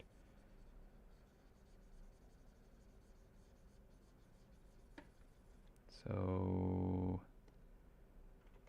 if I grab that, is that no? Okay.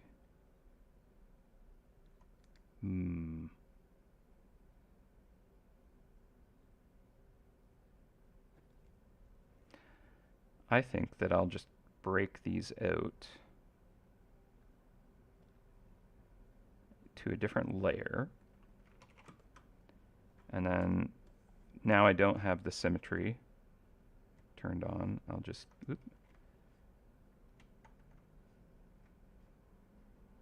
compress that.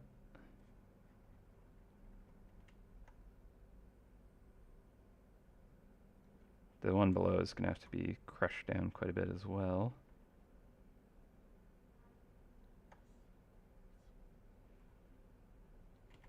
Okay. And then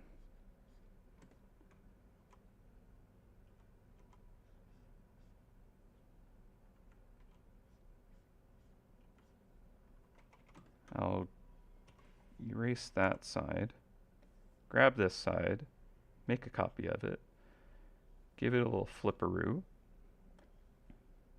move it over, snap it into place relatively close, hit OK, and merge these both down. Boom. All right, so now we're back to having the symmetry tool going. Yes. Yes. All right. So I can just kind of clean this up, and Bob is my uncle. I do have an uncle named Bob.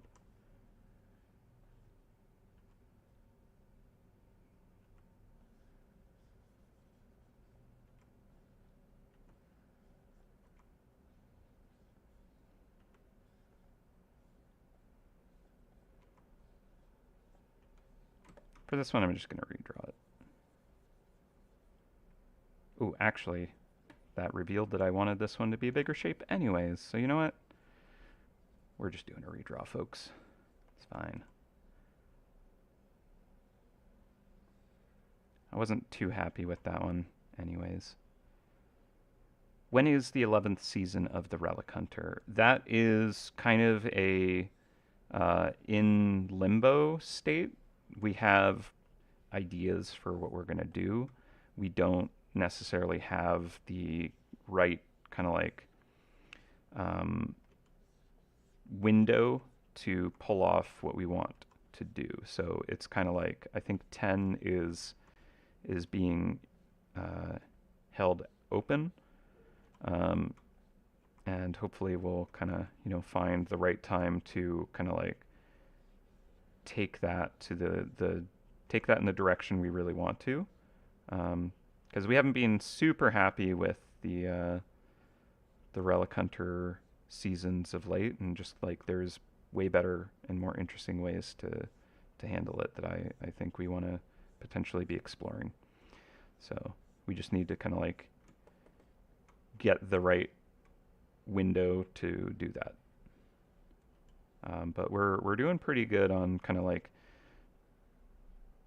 being on track for things, and being able to put in work on things that have had to be on the back burner for too long. So yeah, we'll see though. It's not as high a priority as other things, as I understand it. Uh, yeah, so I'm not the one to be able to go into any kind of detail around this though. That's definitely more of a harass Dave. Ooh, ice cream truck outside. I don't know if you can hear that.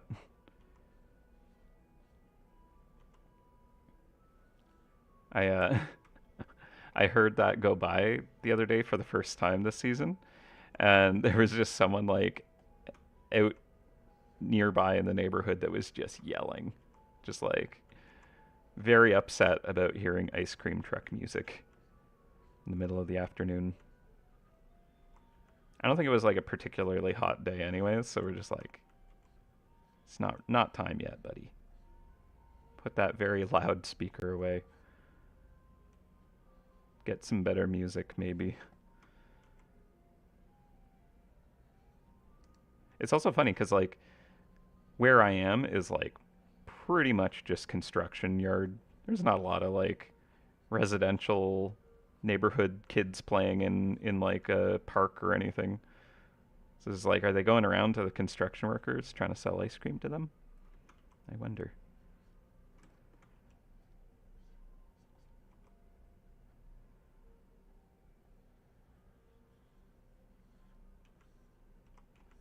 I mean, back when I did framing, I could see myself going to an ice cream truck if one came by.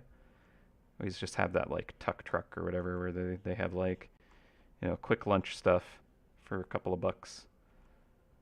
Get like hot soup and a sandwich, coffee. Pretty convenient. Used to get the what are they called? Just pure sugar.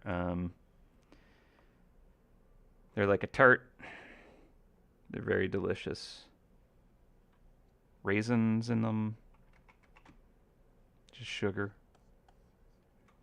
Sugar in a pastry. Why can't I think? Oh yeah, because I haven't slept very well. There's a reason I only do one game jam a year. But I was actually like, maybe I should do like a 72-hour game jam instead.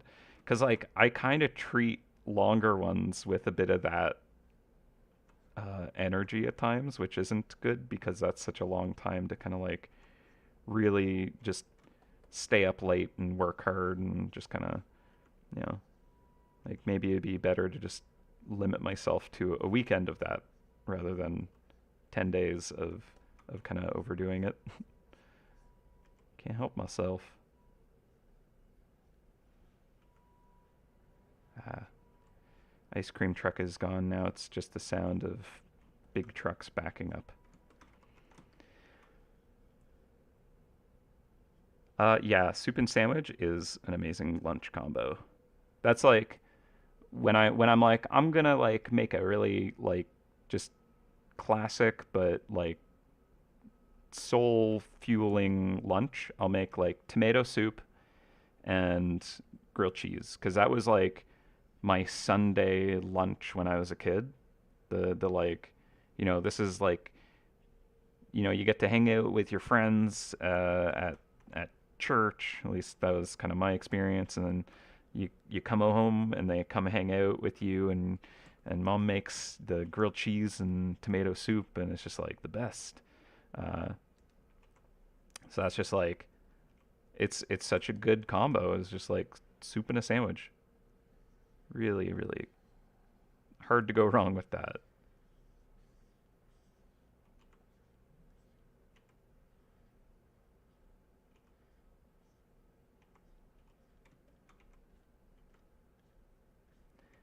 Right. Yeah, I want there to be this negative space here at least.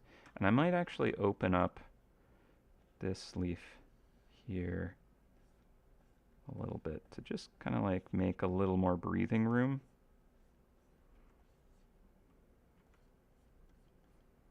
It's important to kind of like create some some areas of rest for your eyes. Like honestly, this aesthetic is one of the most ripe for just being too much, right? Like that's partially what it's about. Is it's supposed to be just like, wow, that's fancy. Like that's overwhelmingly fancy, right?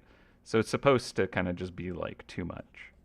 But at the same time, I don't want it to be too much, right? Like I want it to be enjoyable to look at and not straining to look at. So I'm gonna grab this little example here. You're not supposed to be here, friends.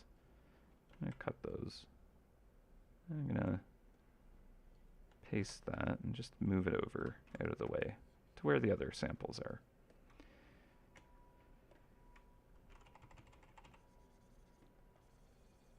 Right?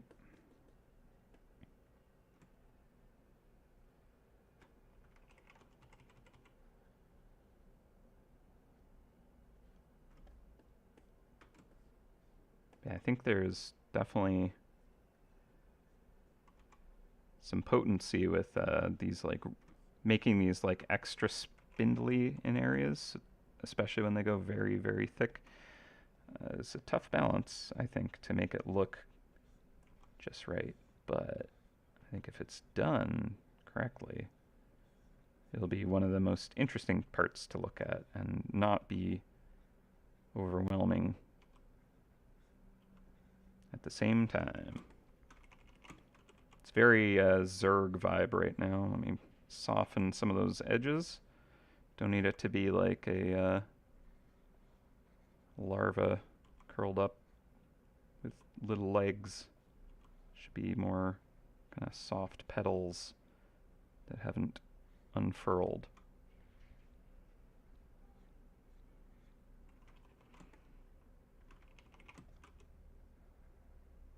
Yeah, again, this is a dangerous aesthetic, especially for me, because it's just like, well, there's just so many little fiddly bits. Time to overdo it. But no, I need to be conscious of, you know, just really keeping myself on track. But again, partially the reason I saved this portion for stream because it can help me kind of stay focused and not just kind of like fuss with a single leaf for like half an hour, because I don't want to do that to you.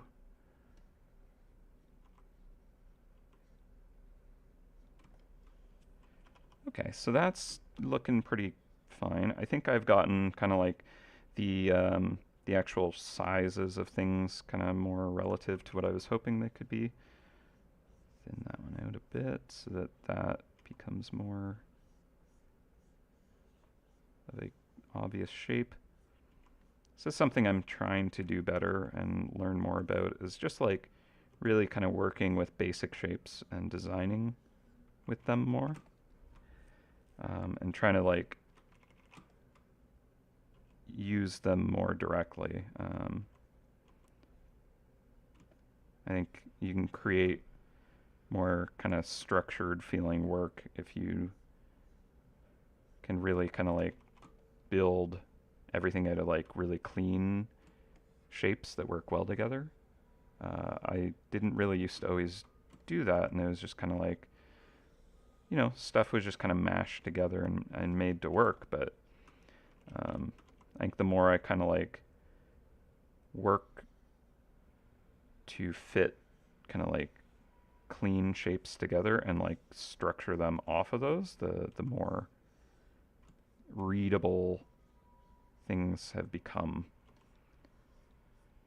And honestly, I think that's something I've also learned more recently, is the more legible something is, the more aesthetically enjoyable it is. You know, something's kind of like just not balanced well or muddled, but it still is like a lot put into it. It's skillfully rendered, or it like, you know, it's a cool idea. Like it can look great, it can feel great, but like it's not as good as it could be if there is just this like really effective kind of like readability to it. It's just like easy to read. Whereas like things that your brain is just like, yep, I can understand that instantly. Like it's really easy to understand it.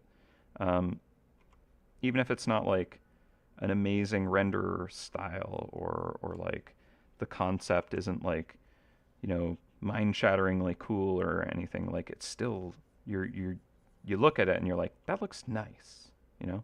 And I think that's just our brains really enjoying things that it can understand very readily. Um, so I'm trying to like think more in that space where it's like, how well does this read instantly? Can I glance at this and understand what I'm looking at?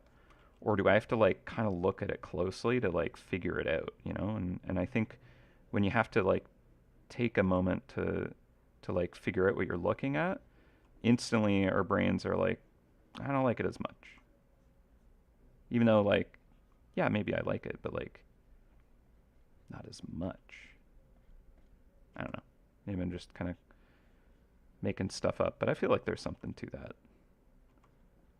Just like good aesthetics are very easy to comprehend.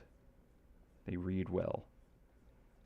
And I think that that's also like why certain rules of composition are good rules of composition, because they're things that make stuff read clean and easy. Like there's kind of like contrast and it's focused, like high value and low value, and just like not putting that everywhere so that it's just like hard for your brain to be like, what am I supposed to look at?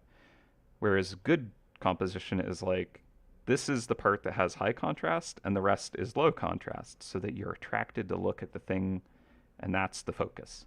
If your brain looks at something and it knows what to focus on, I think there's something inherent about that we like. It's not that it's the only reason we like stuff, but I think it certainly is a big part of it. Like, to be fair, there are like incredibly beautiful, just magnificently giant paintings that I saw while I was in London. Um, Cool thing about England and London is like that we don't have in Canada is their museums. You can just walk on in. You don't have to like pay to kind of go through and see cool stuff. Um, but yeah, so I visited like 5 museums when I was there and just like saw a bunch of amazing stuff. Um, and yeah, like there's just like some of these like monolithically huge paintings where it is a lot to take in. Um, but I suppose that one of the things about that is uh, when you're actually looking at any individual piece of it, it's like that does read well. It's just like it's just that on a huge scale, I guess. So it does work, but like for different purposes, I think. Those felt like the very excellently kind of like masterfully painted Where's Waldo, where there is this one painting that I spent a long time looking at, where it was just like some kind of like festival day, like Derby Day or something like that, from like, I don't know, the 1900s or whatever, and there's just like 500 people painted into this scene, and like every character has like a little bit of a different kind of story that they're telling with how they're interacting in the space. Um, and so that one is like a lot, but also is a lot of fun to look at. So I don't know. There is no hard rules with artwork, just kind of like guidelines. So just like with the scroll work, you don't actually have only one way to do this. There's guidelines, and it makes it easy, makes it work easier. There's like tips and tricks for axe throwing. There are guidelines for how to throw an axe, but doesn't mean you have to throw it that way. Like when I first started way back before I took a break from it, everybody was throwing two-handed because that was just like an easy way to learn to do it. And I started throwing one-handed. And I was the odd one for just kind of like throwing it the way that I wanted to, and it worked. But now, like, everybody throws one-handed, and it's more kind of like out of the ordinary for people to throw two-handed. But like, it's a good way to start. Um, but I guess people have discovered that like one-handed is more controlled, and so you can get even better throws with it. I guess I don't know. Seems to be the case. All right, we are at 1 o'clock, so we're gonna go for one more hour, and then I will bid you adieu, and you won't have to see me for another 2 weeks probably. But I hope you're having a nice time hanging out here. I know it's just kind of like Jacob rambles at you while drawing a million little kind of vines and leaves. Perhaps not the stream you were anticipating, but I am thinking this is going to be a really, really nice piece. So glad that you've joined me for this journey into creating this interesting piece. And again, I guess I'm not as kind of like able to draw upon input. Like, I think I'll try and fit in like a character if possible, or like maybe starting something from scratch where we concept it together. I think there's more room for a input and interaction that way. The last two streams before this one, I already had a lot of the image worked out, so there was less opportunity for you all to kind of like create with me. But hopefully that's not being too bad.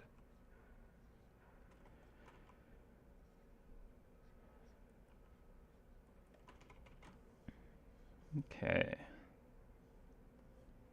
Boy, oh boy, that's a lot of detail.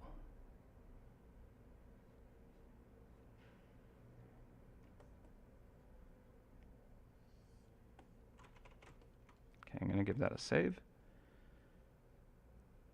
Mm-hmm. Okay. Let's see.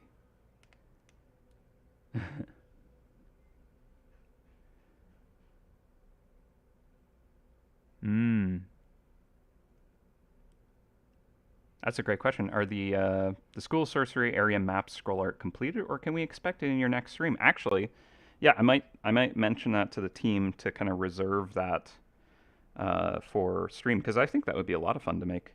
You'll have ideas to share about what that could look like. I think I'll see if it might have been tasked up, but I'll see if we can kind of bounce that. But well, I'll have to look at the timeline as well, and make sure it hasn't already been started or something like that. Because I know we kind of like talked about it, I believe recently. So, oh yeah, it does have a bit of the NVMRC nonviolent mouse removal charity force field trap vibes to this design. Yeah, that like shell of shield, if you will. Yeah, snow globe kind of thing. Devs have barely given any info on the draconic area other than some artwork drawn live. That is intentional. You know, I don't want to spoil stuff because I've definitely been capable of doing that in the past, and I don't want to reveal things that the team doesn't want to share yet. And that's kind of more in the domain of the actual developers to kind of like reveal what they think is appropriate at the time. They have more of a grasp on the actual timeline than I do, whereas it's kind of like, I know what it is, I know what's going into it and stuff, but I don't want to like say things because that's potentially up for, tweaking and like there's a lot of factors, but yeah, it also gives more for the devs to discuss back and forth, whereas I try and keep it focused on artwork and creating those interesting assets for the game. But yeah, so I expect that soon there will be a lot more that will be talked about. And also, another reason we haven't really gotten too into it is because we were waiting for the School of Sorcery to actually be released before we started like really hyping up the next area.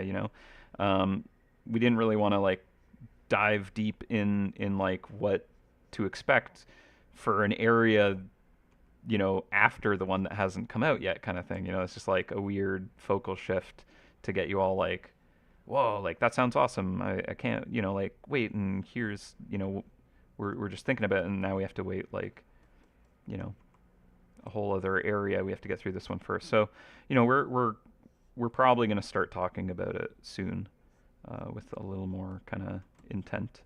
But yeah, I think that you'll have to talk to Dave and hopefully Norm as well, because Norm's very involved in the design, and he's very fun on stream as well. So I'm sure that we'll get him on there more to talk about it. We'll see. He's probably watching right now. I'm calling him out. Hey Norm. Unless he's not, and then I'm just like being all weird, talking to myself. He's usually lurking on Feedback Fridays, though. Might be busy.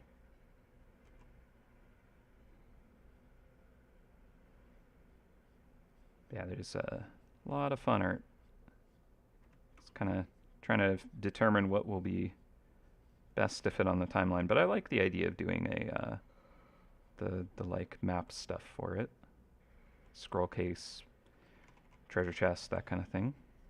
Those are really fun. And like the nice thing about something on that scale is it's something that we can kind of start and finish in a single session. Whereas something like this, it's got a lot going on. It's a little more than a single afternoon of kind of rendering for something on this scale. But I also think that this is something I really want to like do to these levels. Like it interests me. I think that it adds to the experience to have something so, detailed and intricate to kind of like collect and have as an interesting cosmetic option. Also, I feel like with the M1K maps and such, like I wanted there to be like another option for your rift trap, because although like there are some skins for the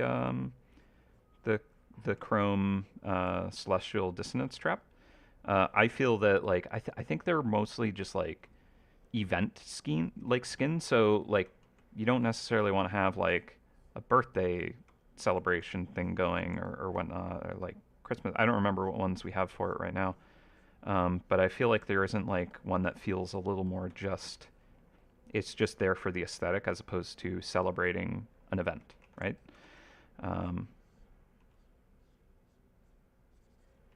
Now this will come with an event, as you might imagine, but it's not like screaming like Halloween kind of thing. It can just be a really regal, ornate thing that doesn't feel out of place at any point in time. It's just, if you want like a different aesthetic than the chromy globs of tower, this is a different option, right? So yeah, it's the idea behind going after this trap skin. I feel that's why I wanted to do this one, because there's just a lot more people diving into rifts thanks to the that content.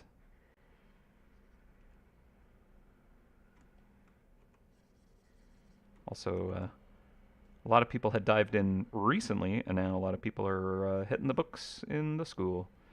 But I'm sure that people will, once they've kind of like gotten what they want out of there, they will be returning to chase down that pesky M1K and get its good loot.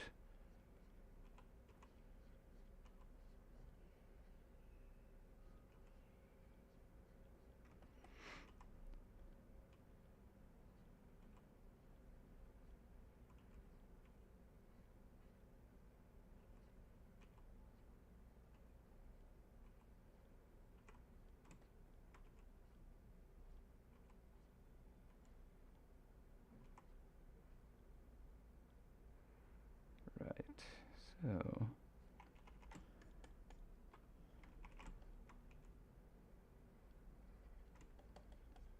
I think I might actually nuke that one and kind of like maybe go into this idea of the roots that we kind of like talked about briefly.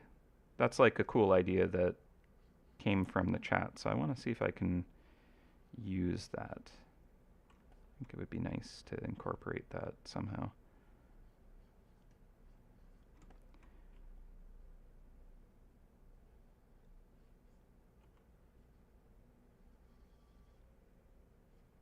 Trying to think of how I can kind of like transition from this kind of like plant into this earth and then roots.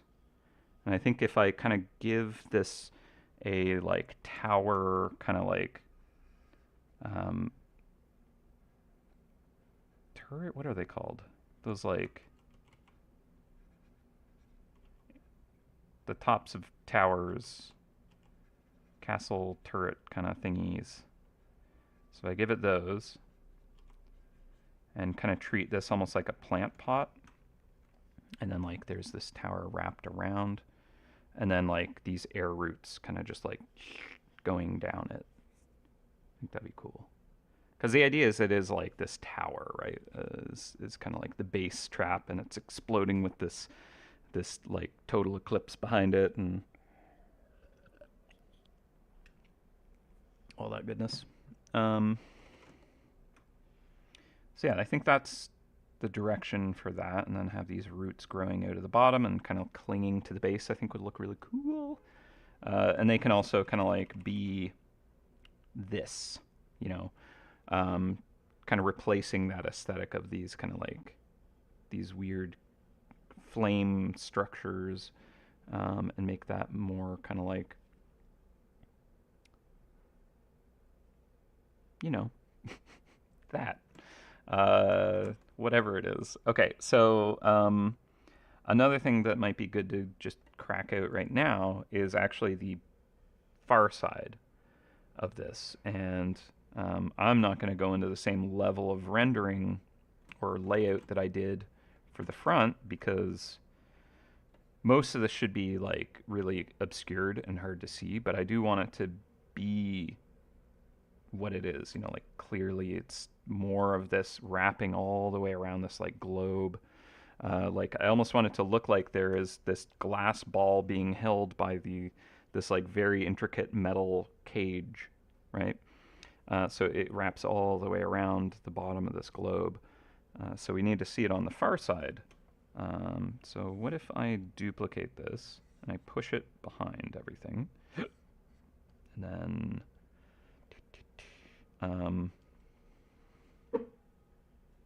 how much will it cost? I have no idea. I don't get to determine those things.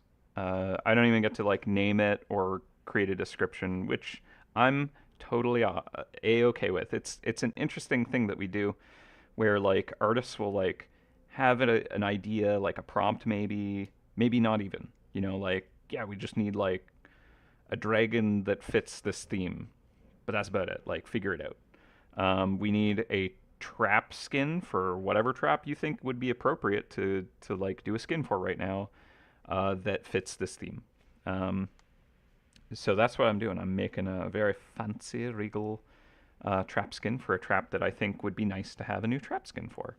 And then I hand that off, and it's up to whatever dev is implementing it to name it and write a description and figure out how players get it. You know, like we do kind of generally ahead of time figure out how players get these before we even create the assets, because you know we need to know that to validate making it in the first place, right? Like we need to know that there is a good spot for it. Kind of like the this here fun journal theme, you know, like that.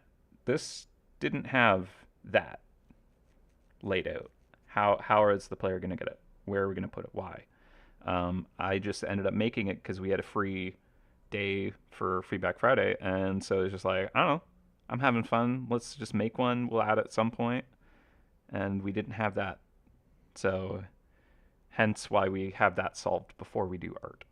Um, but then, yeah, it's an interesting kind of like piece of teamwork because uh, something that's created isn't just a singular person kind of like coming up from like nothing to the totally finished thing that's in the game. It's like as a group we come up with kind of here's what the event is. Maybe a few people, maybe one person kind of dictates that. The arts, they get to kind of like figure out in that space what it looks like, and then the implementers get to actually like solve what it is. Like come up with the reasoning behind this crazy piece of artwork. So many traps are hilariously wonderful where it's just like, I have no idea how this works as a trap. Figure it out. Good luck. That's your challenge, whoever gets to plug this in.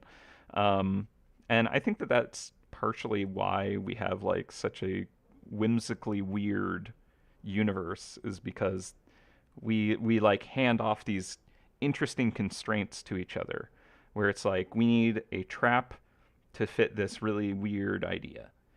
And then the artists make it even more weird and pass it back, and it's like now you figure it out. It's like just this like game. And so yeah, uh, the actual like pricing, how much it actually costs and how to obtain it, that is like kind of like final decision, and that's something that can be up for change. So like um, generally we have an idea of like, okay, we need 3 of them, we need 4 of them, and these are the ideas of how they're getting obtained, but the actual like final price that gets figured out at the end, when we kind of like do the final balance pass on things and make sure that we're happy with all the fine details. Because like maybe when this one gets uploaded with the other pieces, we might be like, oh, this one seems like the best candidate for this slot because it looks like the most fancy and expensive versus another one, and so logically it feels right. Or like this power type and this trap is going to be the most useful for this category, so it should be in that one. Stuff like that. So yeah, but yeah, as the artists, it's less of us determining that. We can influence it absolutely. Like we always have kind of like a bit of a open um, kind of door policy with like design, like game design, and kind of like building the actual concepts, where like everyone can kind of contribute, if they like. And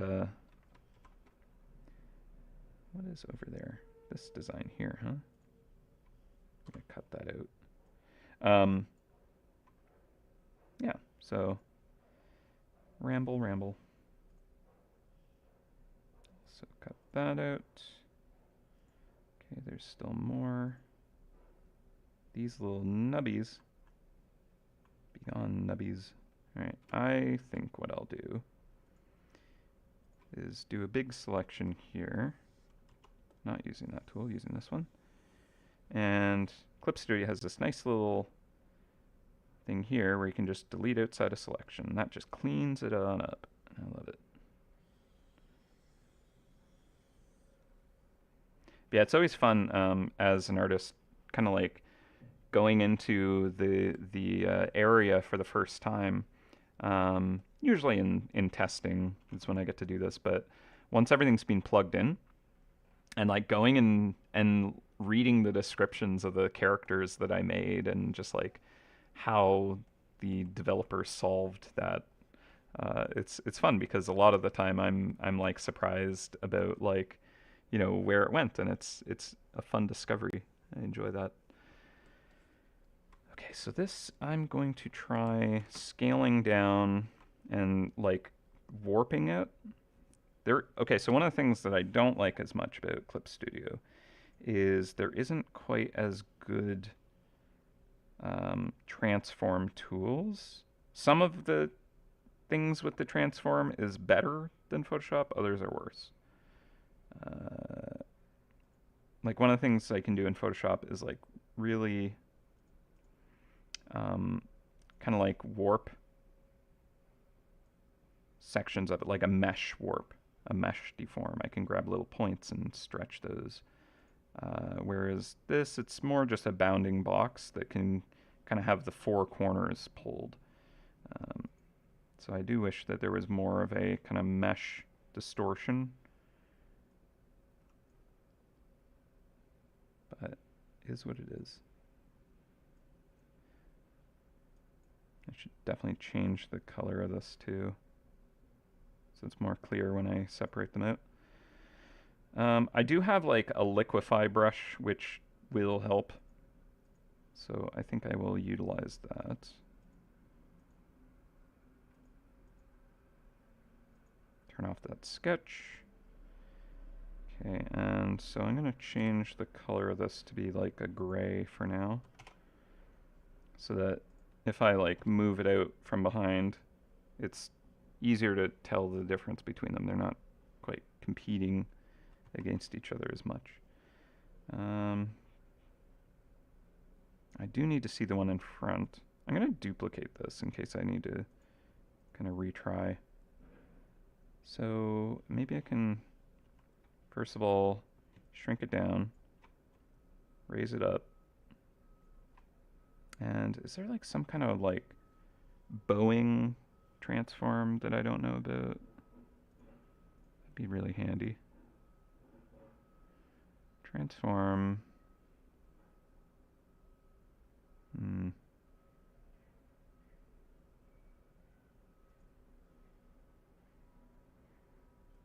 Yeah, distort is more like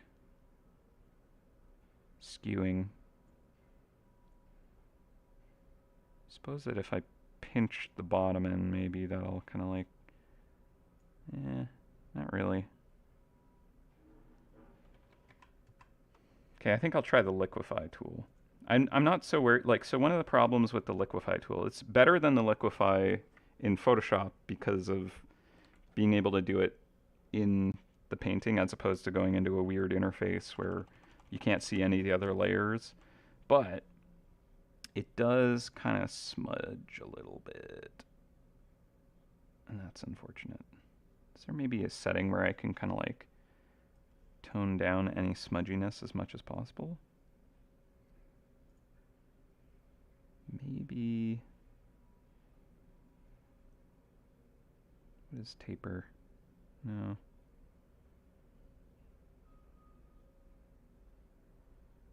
Don't think so.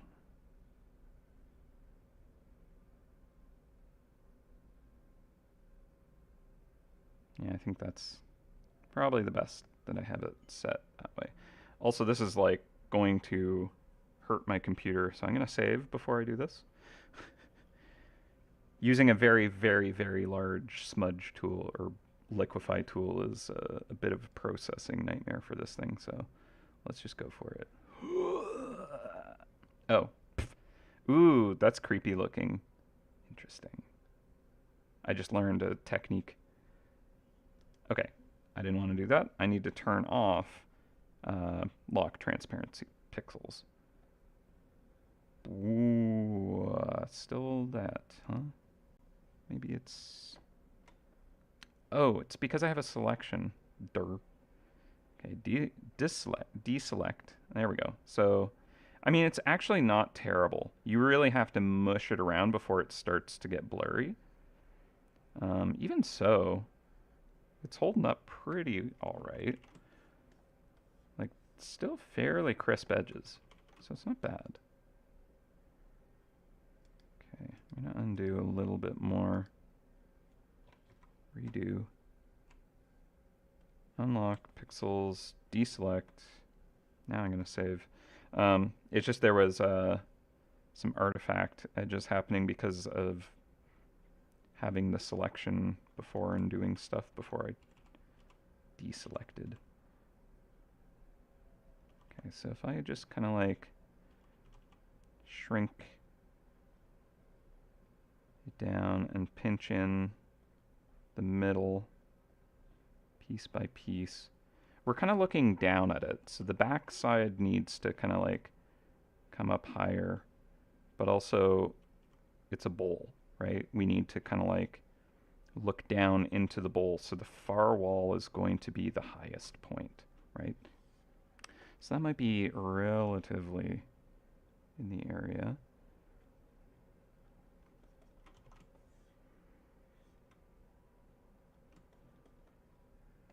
It's interesting, the silhouette effect isn't at play because I have enable snapping turned off. If I turn enable snapping on, it does do that. So I actually should have had that turned on.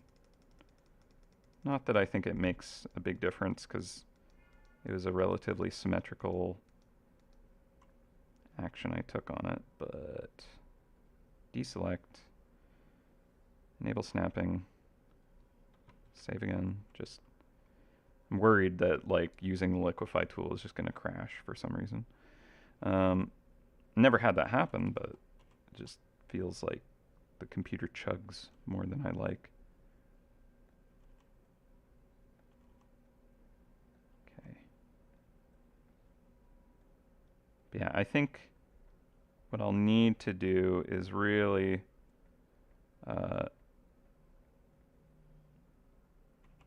have the highlights kind of like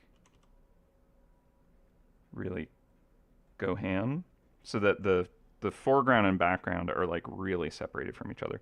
And actually, I really don't like how symmetrical it is front to back. I actually feel like it would be like a half step off because of this wrap and the distance traveled. So I would prefer to redraw the back one to be different looking and not symmetrical down the seam. Like if I were to like offset this kind of thing, you know, like that's more like what I would want it to look like. Maybe that would be a way to do it, is like kind of like take that, move it halfway, and then just kind of resolve those somehow. Like if I do only one of these, right? I turn off the symmetry tool. And then I start liquefying the outside to come in as if it's conforming into the stretch this one out. I'll just have to repaint the center part anyways. But like pull that in like it's starting to wrap around the form. Gosh, this is going to be a bit of a mess, huh?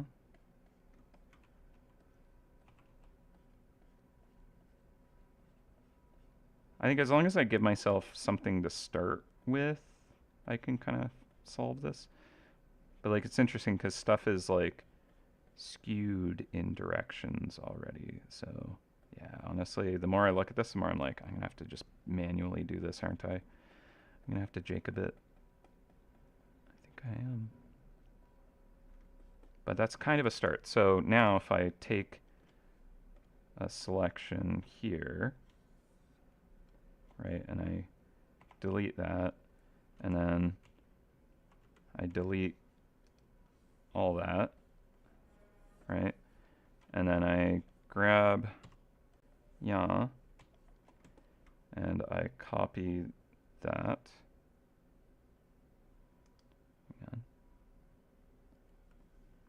Oh, I see what I did. I didn't copy it. I cut and pasted it. And then I flip this horizontally, slide it over onto the side, and now we have like an offset pattern, which is a little closer to what I wanted. And this will be more like a sketch to draw off of. But now I can hide the front. So this one, it kind of was sitting a little too close to an extremely hot furnace. And yeah, it got a little melty.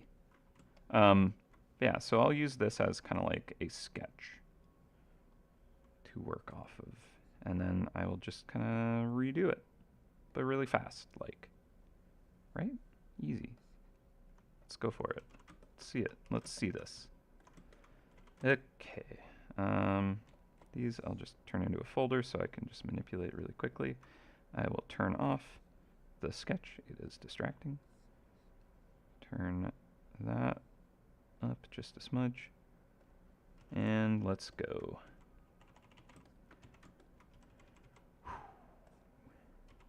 Smoothing accent brush is the way. I think I'll use a different color for now, even though I'll probably turn it back to this, like, gray.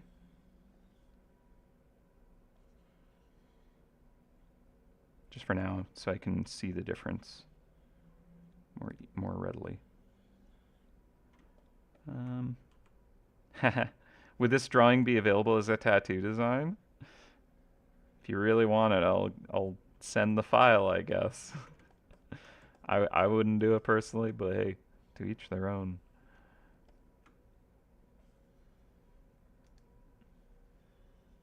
I've been asked to design tattoos in the past, and I've pretty much always rejected it. I'm like, that's too much responsibility. If I were to like look at a person with a tattoo I designed years later, I'd be like, I hate that. It looks bad now, you know. But like, it's their choice. They wanted it. And like, people have gotten tattoos of my artwork before, and I actually think it's pretty cool now. Before I was like, that's too much responsibility.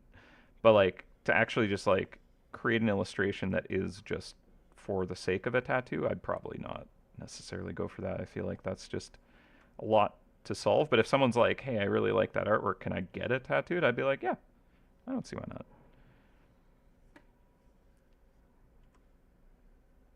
You know what it looks like, and you're the one making that choice. I don't have to like design it from the start and then hope you like it enough to actually want it, instead of just like taking what you get and being like, you know. Because I've like had people for axe throwing stuff be like, hey, do you do tattoos? And I'm like, nah, no.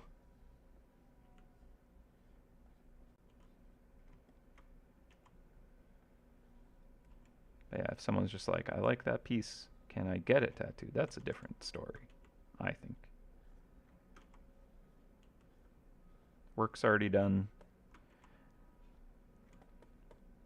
I don't know how you would get this as a tattoo though. Could just be like, hey, give me like all this fancy scroll work. That might work.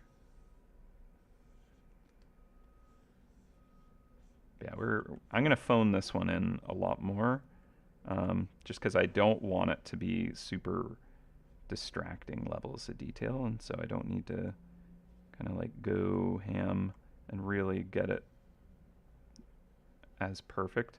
Because actually, I want it to be hard to even see it. I just want the person to know what it is. It's implied that it's more of the foreground, right? It should look the same, it should feel the same, but it shouldn't take away from the foreground by existing.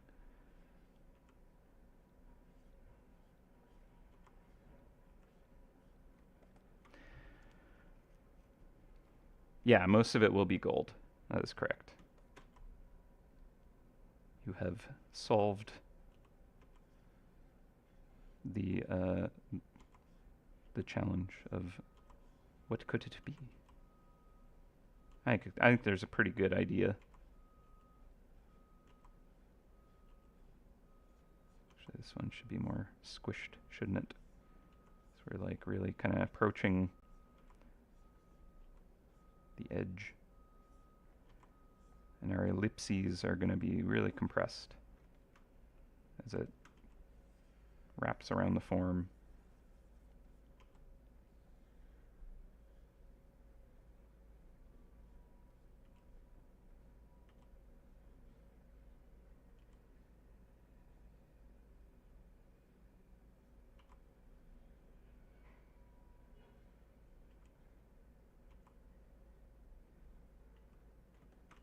Oh, just because it's something I care about and many people I care about it. A little public announcement. If you aren't aware, a lot of people are doing a boycott on Loblaws. I don't know if you have that where you live, but in Canada, it is a controlling monopoly, and they have been really, really making it tough for people by just being able to just raise prices and raise prices and raise prices.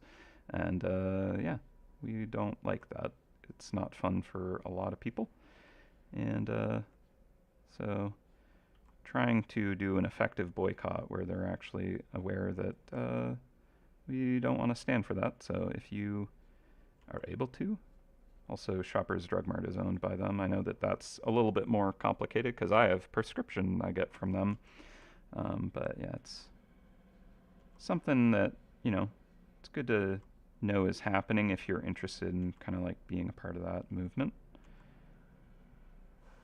Not that this is a MouseHunt related thing or endorsed by MouseHunt by any means. This is a personal kind of Jacob thing to share, just like sharing Game Jam stuff that I will be in a moment. So we are, well, not a moment, in a little bit. At 2 o'clock when I'm wrapping up, I'll share what I have. I'll play a little bit of a ditty, the composition and air quotes that I made. So yeah,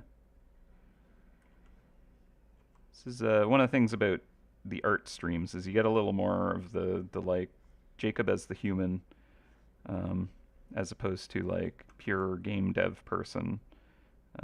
This is a prolonged kind of hangout experience with someone who works on a game, rather than like the opinion and viewpoint of that said game. If that makes any sense.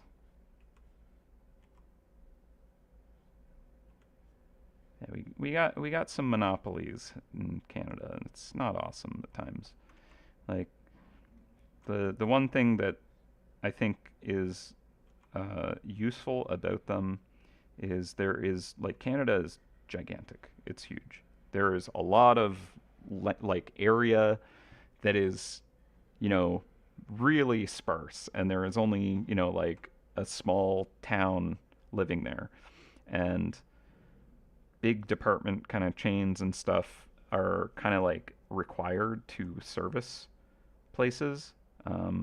So although they like potentially even lose money in some locations, those people get access to kind of the same stuff that and quality of life that other people do because, you know, it's like part of what those big monopolies do.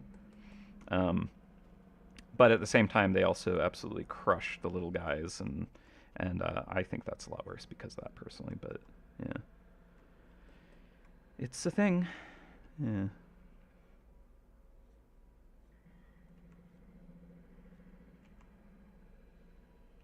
Anyways, I will move on from that because I'm sure that that's not why people are here. We don't need to get into that stuff.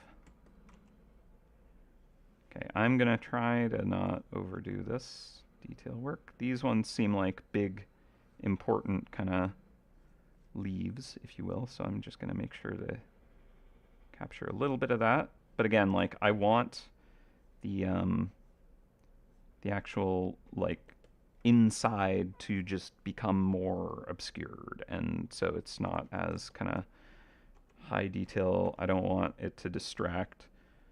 Again, like as I was saying earlier about like what makes something aesthetically pleasing to look at is just like, yeah, it reads well, and if I have too many crazy details that are just interfering with each other, it's not going to be aesthetically pleasing because it is just going to be overwhelming. And this is very, very likely to do that if I'm not careful. So ultimately, this will probably be like very, very light and gray. Low, low, low, low contrast. Mostly washed out, that kind of thing, right? There's so much shine coming off of all this gold that it's blinding and you can't quite see all that detail back there. Something like that. I do think that I want something here. Can I have it come up? Yeah. I want it to loop up. Because I have too many curves. I don't want them to always go in the same direction, right? Although I guess the one to the side is already in this direction, so mission accomplished.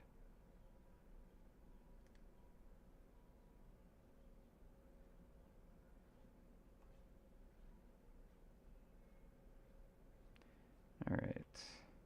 Any plans for the weekend? It's lovely weather out here. I will be stuck indoors working on a game jam. I'm excited to, but just saying.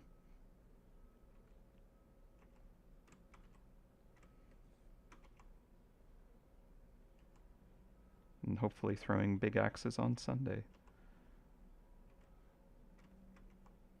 If I manage to get enough of the jam done that I can submit it. It's close though. Just need to kind of do a couple of like final you know, elements that need to be kind of plugged in. There's some assets that need to be drawn up.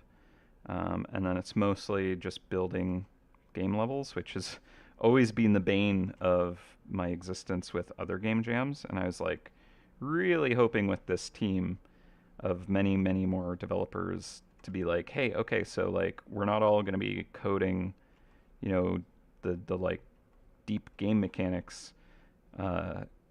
Focus on just building some example levels, experiment.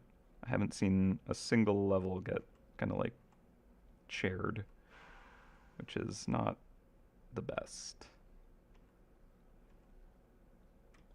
Because I was hoping that other people would focus on that so I could focus on developing the core mechanics, which I have been.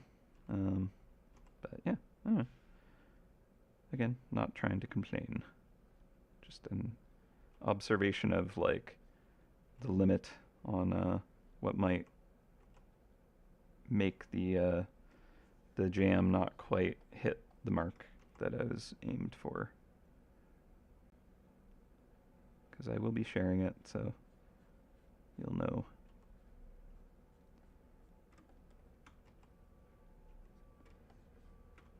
But yeah, I suspect some people will contribute. They've talked about wanting to, and a lot of people don't have enough free time, so it's not them to blame. And the tools that we created aren't exactly the easiest necessarily to use anyways, so.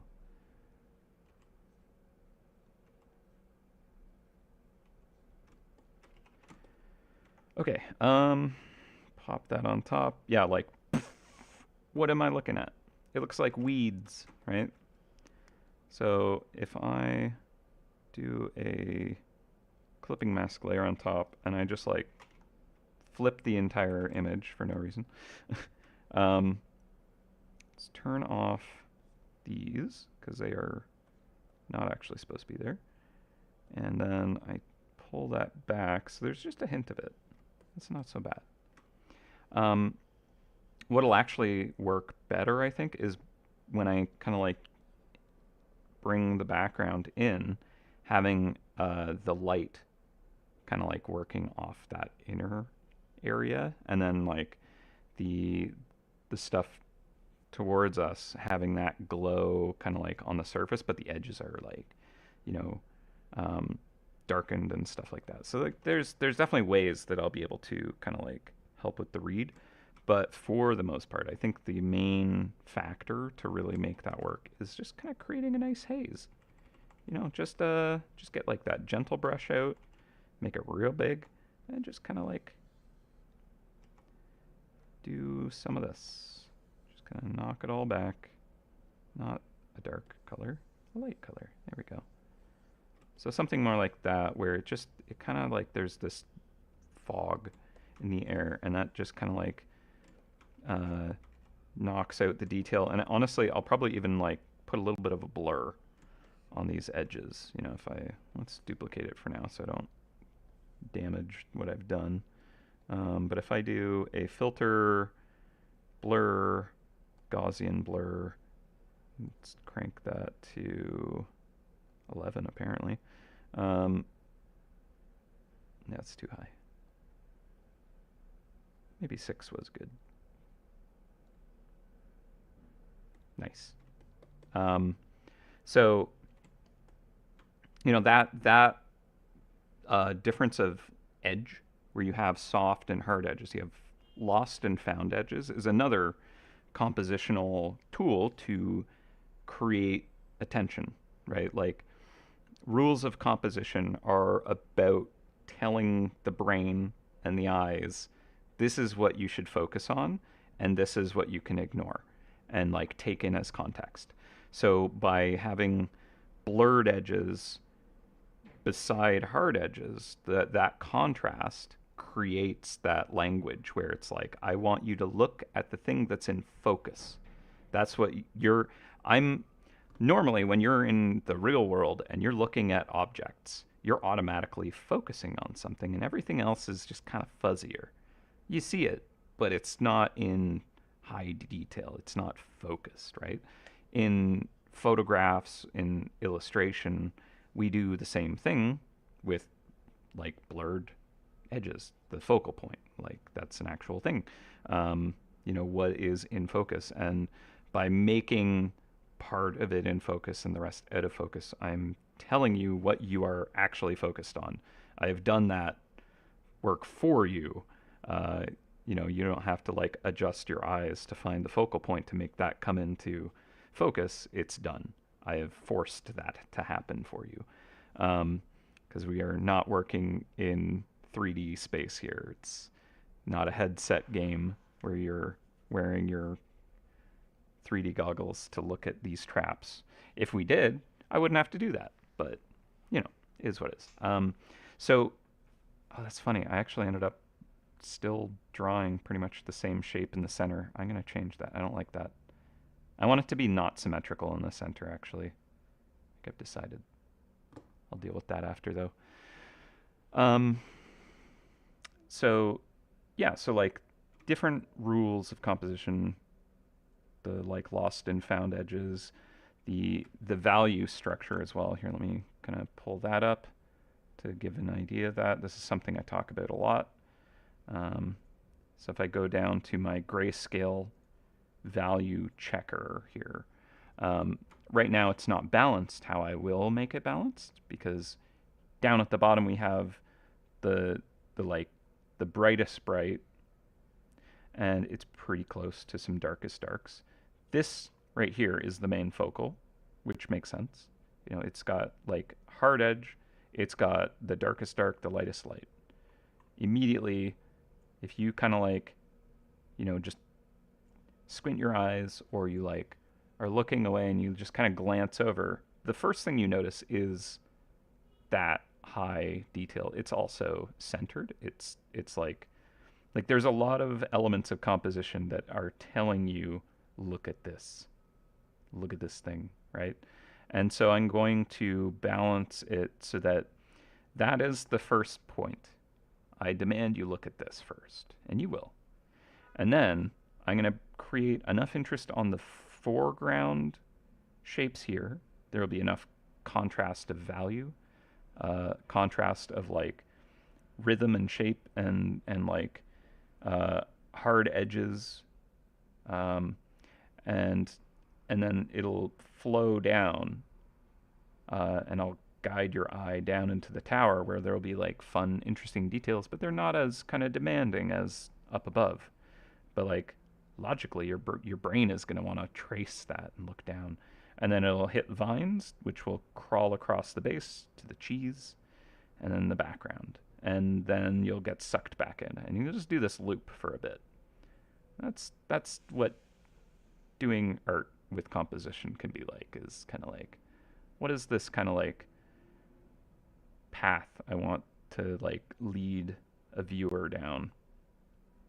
But like, you need a hierarchy for it to feel comfortable to look at. You need there to be like areas of rest. The background, that's an area of rest, right? There isn't actually incredibly high demanding contrast compared to here, right? Like, you can kind of like just relax looking over here. And you need some of that balance, right? If it was all this level of detail, it'd be kind of like just like there's nothing to focus on, right? Because it's all the same. It's the same thing. There's a lot of like interesting contrast. There's a lot of interesting shapes and details, but it's like this kind of sameness, right? There's this kind of like sea of similarity and rhythm that makes it just kind of like restful in a sense, right? It's lower contrast and just kind of spaced out. There's not a lot of high details all crammed together. I guess there is kind of in ways, but again, it's like a balance that's struck, a bargain of details. So that's kind of the intention for where I will be taking this. I will not be able to stream for the rest of the day. I'm not going to have the energy for it, to be perfectly honest. So I'm going to start wrapping up now. But yeah, I think that this was really useful to kind of like definitely get in the ballpark of where I want. That's kind of nice. I might go with a lighter background, but yeah, I'll have to kind of solve that still. It's an interesting one. All right. Give this a save again. Can never save too often. It's a bad habit. I actually am very bad at saving regularly, which is fine. The programs are way more stable than they used to be like a decade ago, where I could lose everything from, not saving properly. Everything I do is like backed up every time it gets saved, and it gets saved automatically every 15 minutes, which in this program is a little bit of an interruption, but like it just kind of pops up a window and then goes away, and it just kind of like almost lets me know when to sound my horn. It's not always like that consistent, but it's not a bad thing, I suppose. Also, kind of reminds me to take breaks too, which I need to do. Streaming also is taxing because I don't take breaks, other than an hour-long lunch break, which I won't submit you to. But I did say that I would share a thing that I've been working on. But first, Larry has a thing to share. Thank you, Michelle. You're going to want it. I'll tell you that much. I'm going to grab it right now. In the chat, I have posted a Larry link. It is 3 delicious condensed creativity. Thank you, Larry the Friendly Knight. I will definitely be putting that to use. So make sure to grab that. All right. Yeah, so I mentioned that I would just kind of share the Game Jam project at the end. So we are officially wrapped on the art stream portion. I will definitely be continuing this. There's much to do, but I'm happy with what we got done. I think that this is quite useful. This was going to be a lot to do without kind of like having the drive of an audience to just get it done. So thank you. All right. So I don't know how loud this is going to be, or if it will even play the audio. Oh, actually, I can turn that on right now. Okay, I think negative 10 decibels is going to be plenty quiet. Might be too quiet. Yeah, so if I just do this, drag it over into this window, and just show a little jam game idea that I've been working on with some friends. It's basically just like a simple platformer. I'm writing a story for it and all kinds of fun stuff.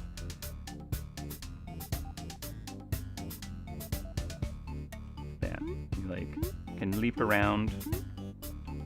There's little points of interest. Little story that's building. I don't have any levels like linked together. There are monsters, not in this level. I have like cool lighting effects that are fun.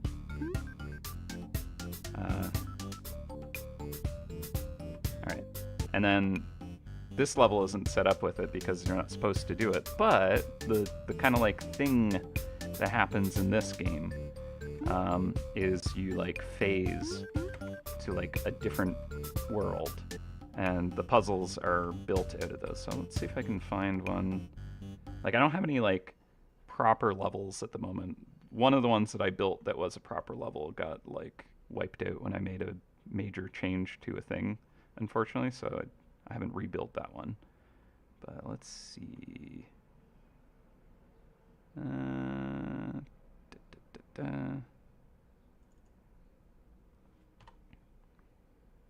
Yeah, I made this little song as well.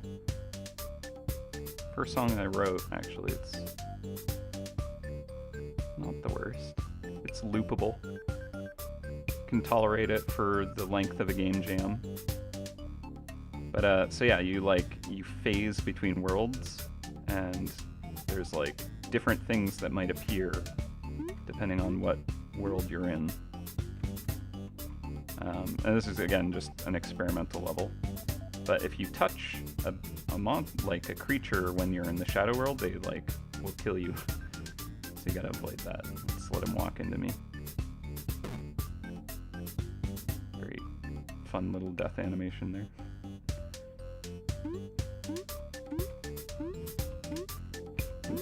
Missed my double jump.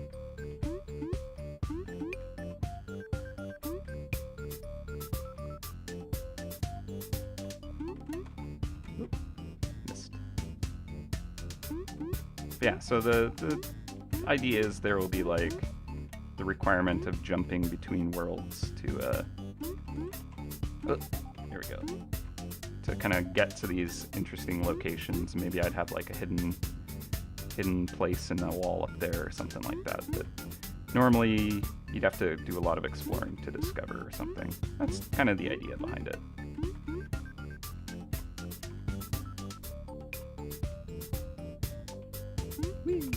Oh.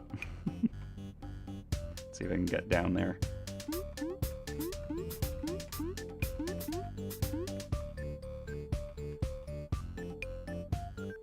There we go.